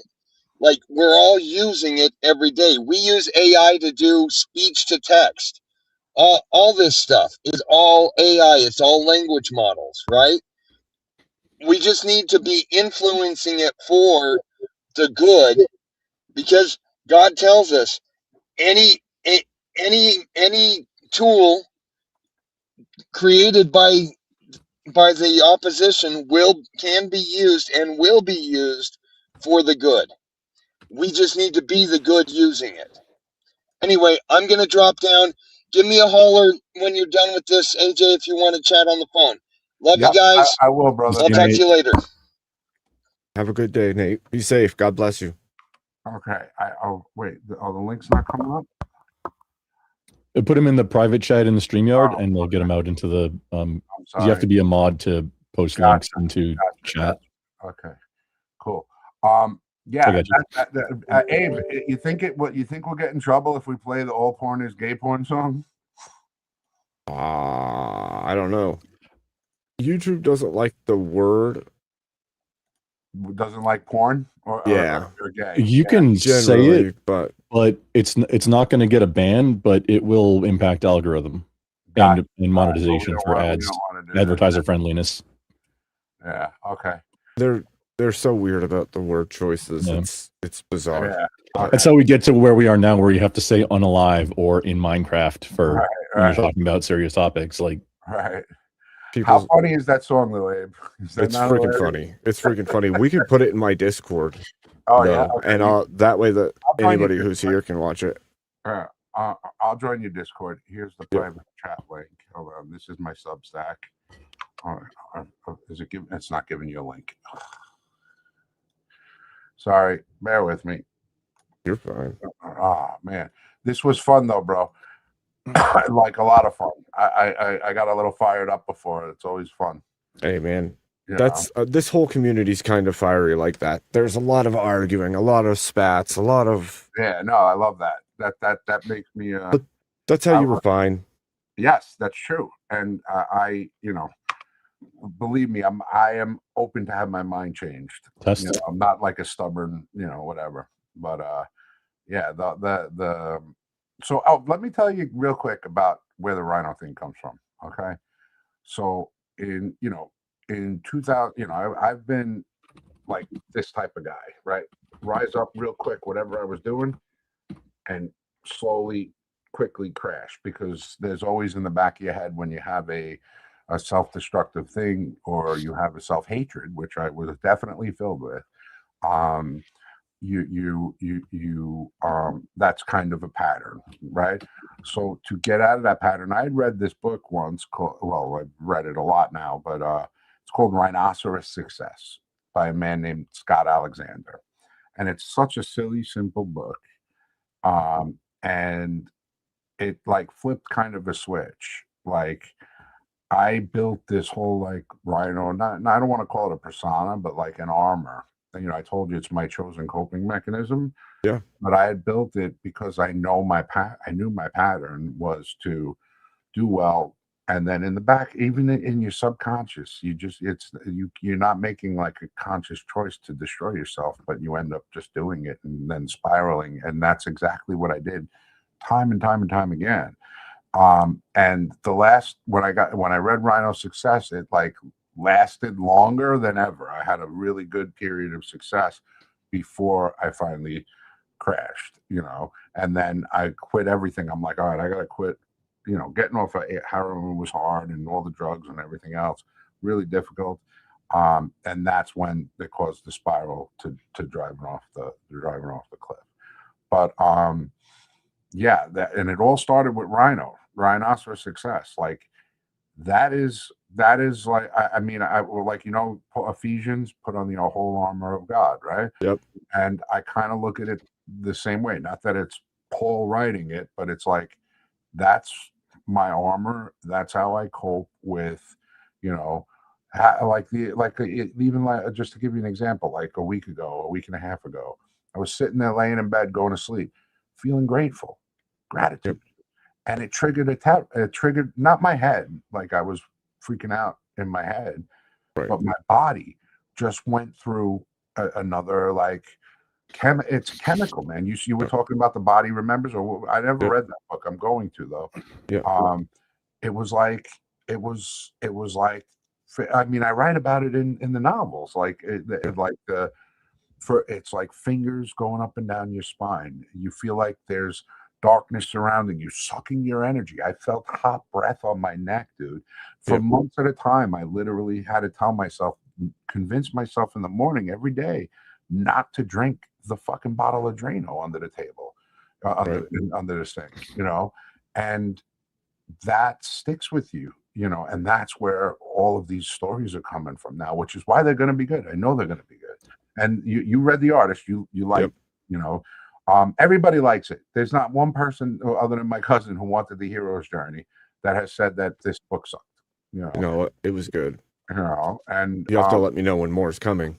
Yeah, well, I mean, you guys can follow me on Substack. I've got a bunch of short stories up there you guys can read. And more is definitely more short stories, but also if you want to check out Royal Road, you could read this on Royal Road. Hold on. Did you say you also have a YouTube and or like a Twitter or just anything, any links you want to have? Put them in the private chat. Yeah, I'm going to give you Royal Road before you leave. Yep. I'm going here right now. Hold on, guys. But yeah, this has been a pleasure, man. This has been fantastic. I love talking about this stuff. It's really good because you're not always surrounded by people who want to hear the type of shit that we talk about. Hold on, off the dashboard. I enjoy the meta conversation about using AI to destroy AI. Anything that's kind of along those lines, to where we don't need the machines. Right. I'm actually going to look into. I never really looked into that part. What's the what's the gravy? Drop the gravy. There's also an argument before we jump into that one, but there's also an argument that there's a lot of tools that exist that are superior to AI that don't utilize or require the large language models in order to do the same work that's currently being done by AI, even though it's not AI. Not all. Go ahead. Not all AI is large language models. Any machine learning is technically falls under that umbrella. Most people use it interchangeably, though, not understanding that AI is more than just like Grok and ChatGPT and things of that nature. Right. Okay, I could get with that. Yeah, I mean, yeah. If you look at like the machinery that makes chips and stuff, there's no way a human could do that. Like how detailed and small that they are on like the inside the chip. How small? I mean, it would take years, and those things are done quickly via machine. So yeah, that's a program. It might not be AI, but it's close. It's close. So hold on, copy. All right, here's the other one, guys. And then I do have an X account with my 30 followers,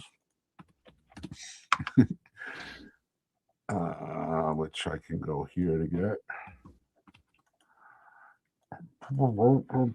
So, where are you guys from? What part of the country? So I'm in Montana. I know you are. Hold on. Where are you from, Grumple?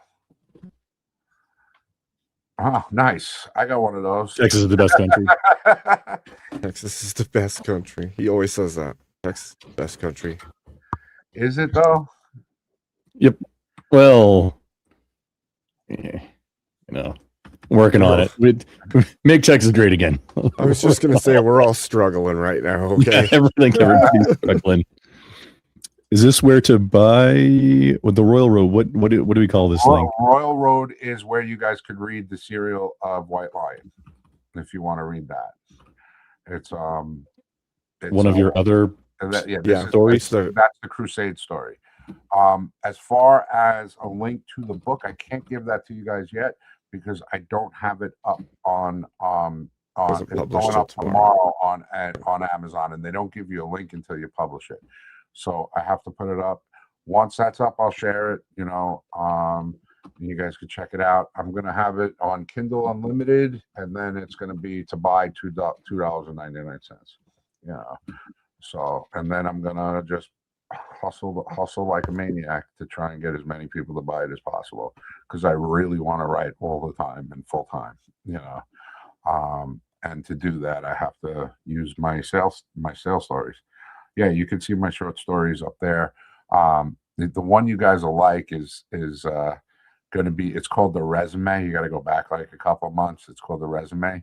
That one's good. And then the other one that's a real story is called The Watcher. Okay, so I'm in Jamaica Hospital in the institution, which, by the way, I can't wait to tell the stories of the people. Like when you guys read this stuff, so funny. Like once I got in and like we had this little crew that we would hang with, when I tell you it was some of the funniest comedy I've ever seen in my life. Like, and I know we're making fun of the mentally ill and everything else, but I mean, I met the guy who's blowing the horn for the apocalypse. One of the girls we hung out with was she was like 20 something years old, and she went onto the tarmac and in an airport ran up like a Air Hong Kong steps and went in. It ran into the plane and was like, "This plane's gonna crash." So they canceled the plane, and the whole joke was, who are we to judge whether or not you actually saved all those people? You don't know. Gosh. She may have saved them. You know what That's I'm saying? freaking crazy. Yeah, just a drug lord. I mean, it was just comical. But yeah, there was. I ended up making the best of it, and cursing out all the doctors for being drug dealers and everything else. And they put me in front of like a panel, like 30 doctors, and were interviewing me. And I took that those moments to remind them that their first rule is do no harm, and they were nothing but that's all they are. It's literally drug dealers. All they are is drug. Feed this man shrooms. No way, man. I can't do that stuff, dude. No way. No, that opens up doors I don't want to open. Open your third eye or whatever. Steal man. I can always steal man with the mushrooms. I literally went when I this was like now 3 or 4 years ago. I was in another paranoid delusion state, right? Driving through Illinois, right? I had run out of gas and I had a whole bunch of CBD oil, like a big syringe filled with CBD oil. And I was scared and, just like I felt the devil was chasing me and I felt like I was being misled and attacked and whatever, like the arrows from the Bible, Mm-hmm. And so I went for this long walk, and when I ran out of gas, and I'm like, all right, I went for a walk, and then I walked back to the car, so it was like a 3-hour walk or whatever. And when I got back to the car, I took the whole thing of CBD and just smashed it and drank the whole freaking thing, and that caused. I don't know what was going on, but I was like convulsing, screaming, "Please stop hurting me. Please stop hurting me." Almost like reliving something bad. And then I literally felt like I was being raped by something, like over and over again, like gang raped, but not by human. It was terrible. It was the worst experience of my life. And then I ended up getting picked up by the cops on the side of the highway, skitzing out like a guy, like you'd see this guy walking back and forth, skitzing. That was me, and they brought me to the hospital. And then 2 days later, I drove home, and then still was it's not fun, but it all happened for a reason, because this is it. That's going to make one hell of a story in a novel, juicing that up. I don't know if you've ever heard this before, but Tolkien was a war vet, and the reason he wrote, or at least partially the reason he wrote the epics that he did, was to deal with some of the stuff inside of him, the issues, all the stuff he dealt with. And what, Grumple? You agree? You disagree? That I hadn't heard that, but that might be why they didn't just ride the Eagles to Mount Doom. Mm-hmm. It was about the journey. Yep. Yeah. There's a about lot the of hardship. We could come up for why they didn't do that, though. It's about suffering. It's about the struggle. Protecting, So, but yeah, I mean, there's a lot of literary works that exist primarily because the people were trying to put stuff out of themselves somewhere and let the world see it in some way. So, right, I agree. I think it's awesome.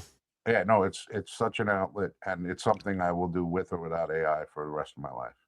The way I look at AI is it just makes it happen faster, and I could work faster, because doing it on my own, to have it go back and forth and get edited and everything else, it would have taken me a year to get the artist out, and now I can get more than just that out. It's a tool. It's all about how you use it. Like exactly that. I see it as a time saver, especially as a big tool for anybody. Not like writing as if you're going to write a literary work. Writing a resume. Right. Getting a segment of like, hey, this block of what I did at this role, this previous thing, give me 6 bullet points of, hey, here I did this and this and this, but put it into resume speak without using the same spearheaded lead. Like there's only so many words you can use without repeating and making the same sentence over and over again, and then massaging each sentence to be as concise as possible because you're working in limited space.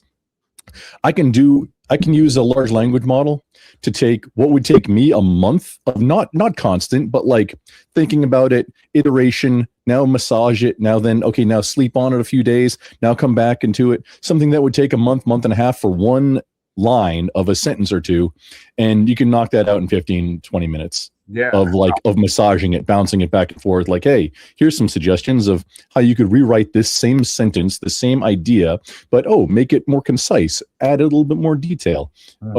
However, it's just helping you refine it. And the other thing it could do too is this is what depends on how you use it. Really good at. You got like your outline and your character profiles, right?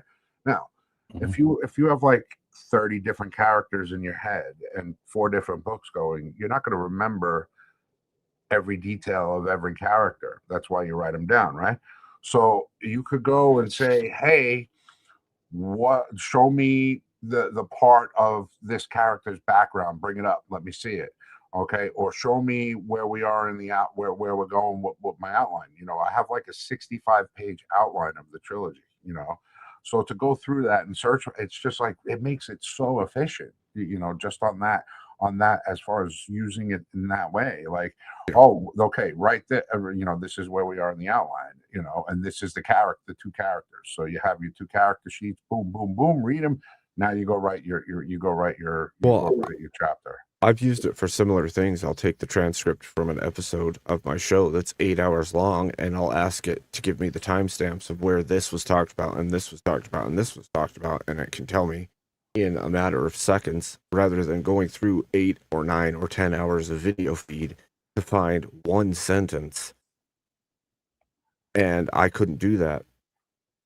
I think that's an important piece, is having the large language model say, hey, show me the reference of where this is, instead of just trusting it blindly. Because if you take like an entire something that's like 1,200 pages, like say, a bill from Congress or something, right. Say, hey, give me a summary of this. But without the references, then you're trusting, right? Without verifying. Right. And as we've learned that you Trust should but verify. Trust but verify is probably the best, better strategy. Yeah, that's it. Does that all the time. But there's a couple. You want some caveats? Here's a couple things that you absolutely have to watch out for and tell it not to do, like, constantly. First, it will encourage you way too much. It will tell you that you are the next Tolkien if you let it. You have to be like, you gotta, you know what I'm saying? Like, it'll gaslight the shit out of you and on the other way, telling you that how great you are. You can't let it do that, because that could lead to delusional thinking and everything else, right? That's number one. Number two is it will lie to you. It will. It's programmed right now to be so freaking woke. It's unbelievable. Like, and it will make shit up if you know that hallucination thing is real.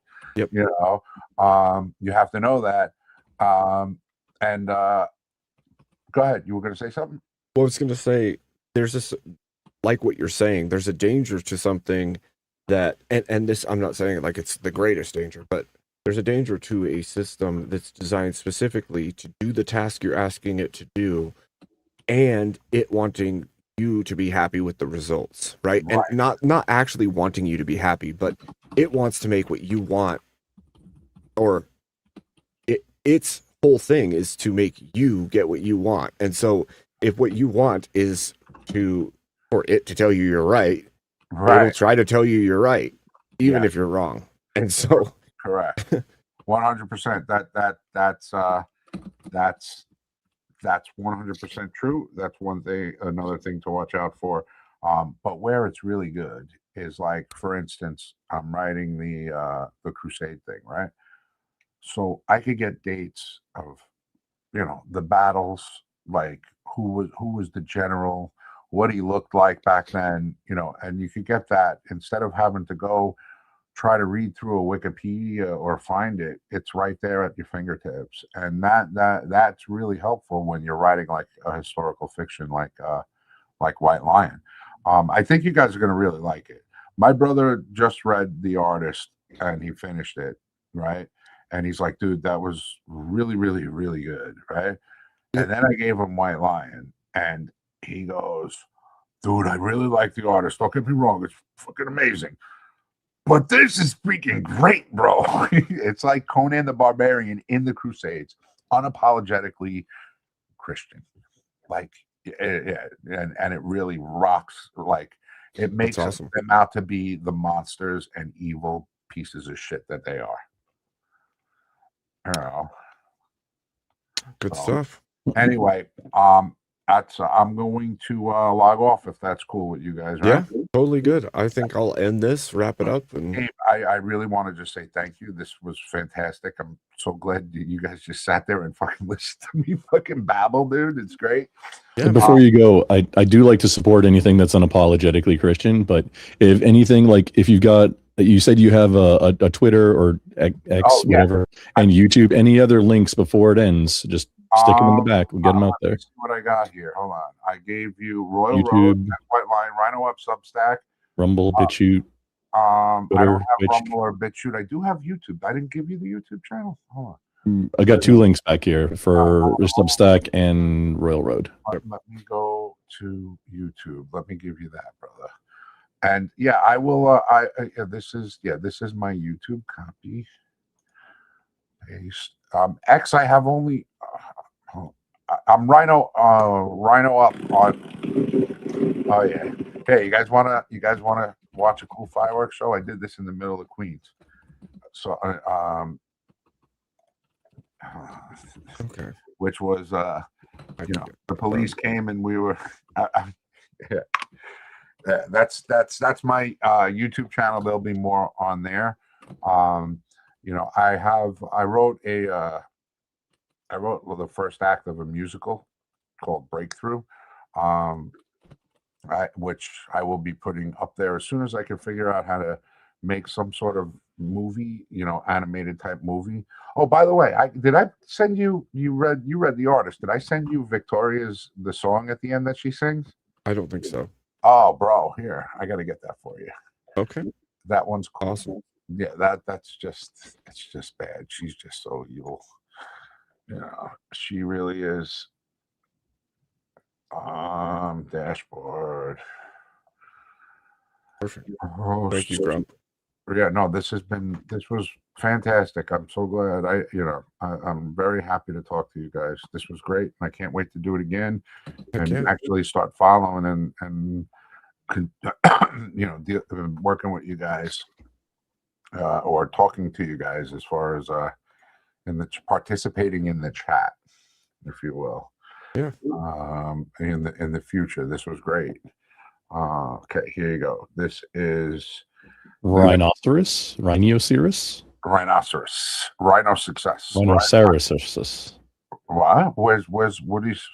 Wait, what? Freaking Grumple. What happened? Did I have something spelled wrong? This is a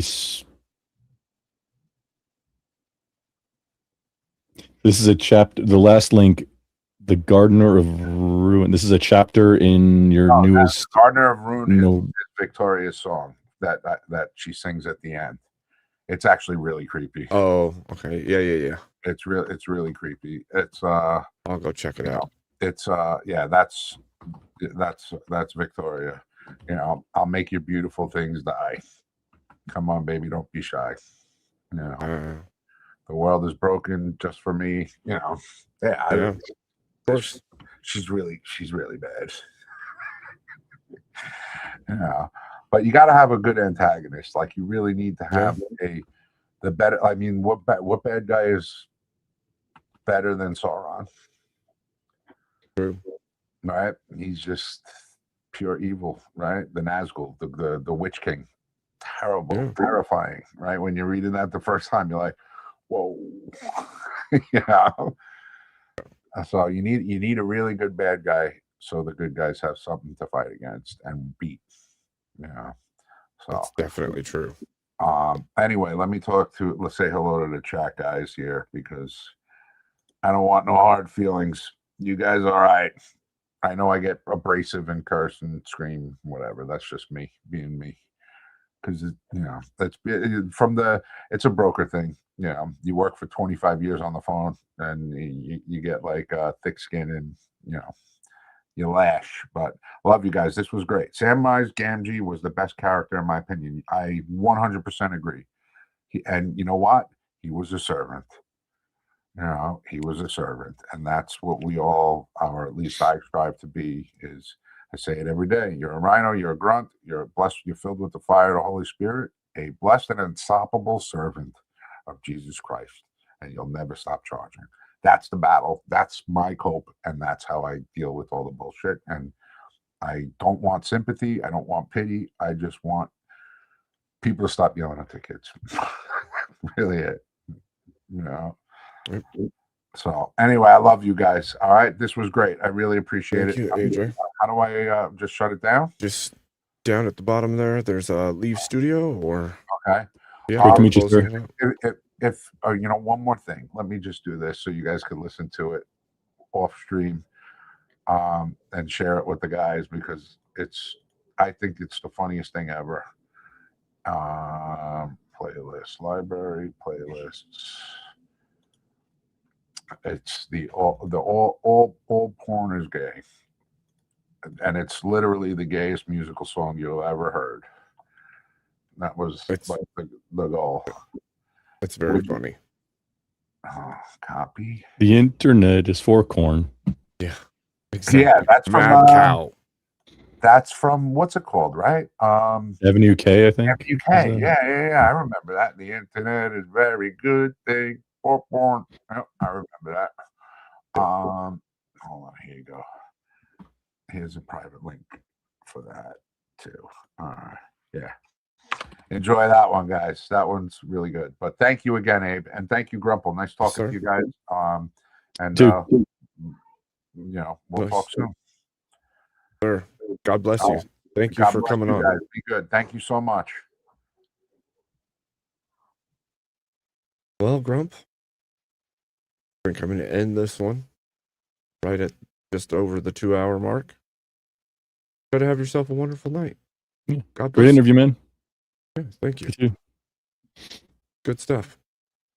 To the chat, I don't have anywhere to send you, but I hope you have a wonderful night. God bless you. God bless your families. And we'll see you tomorrow, I imagine.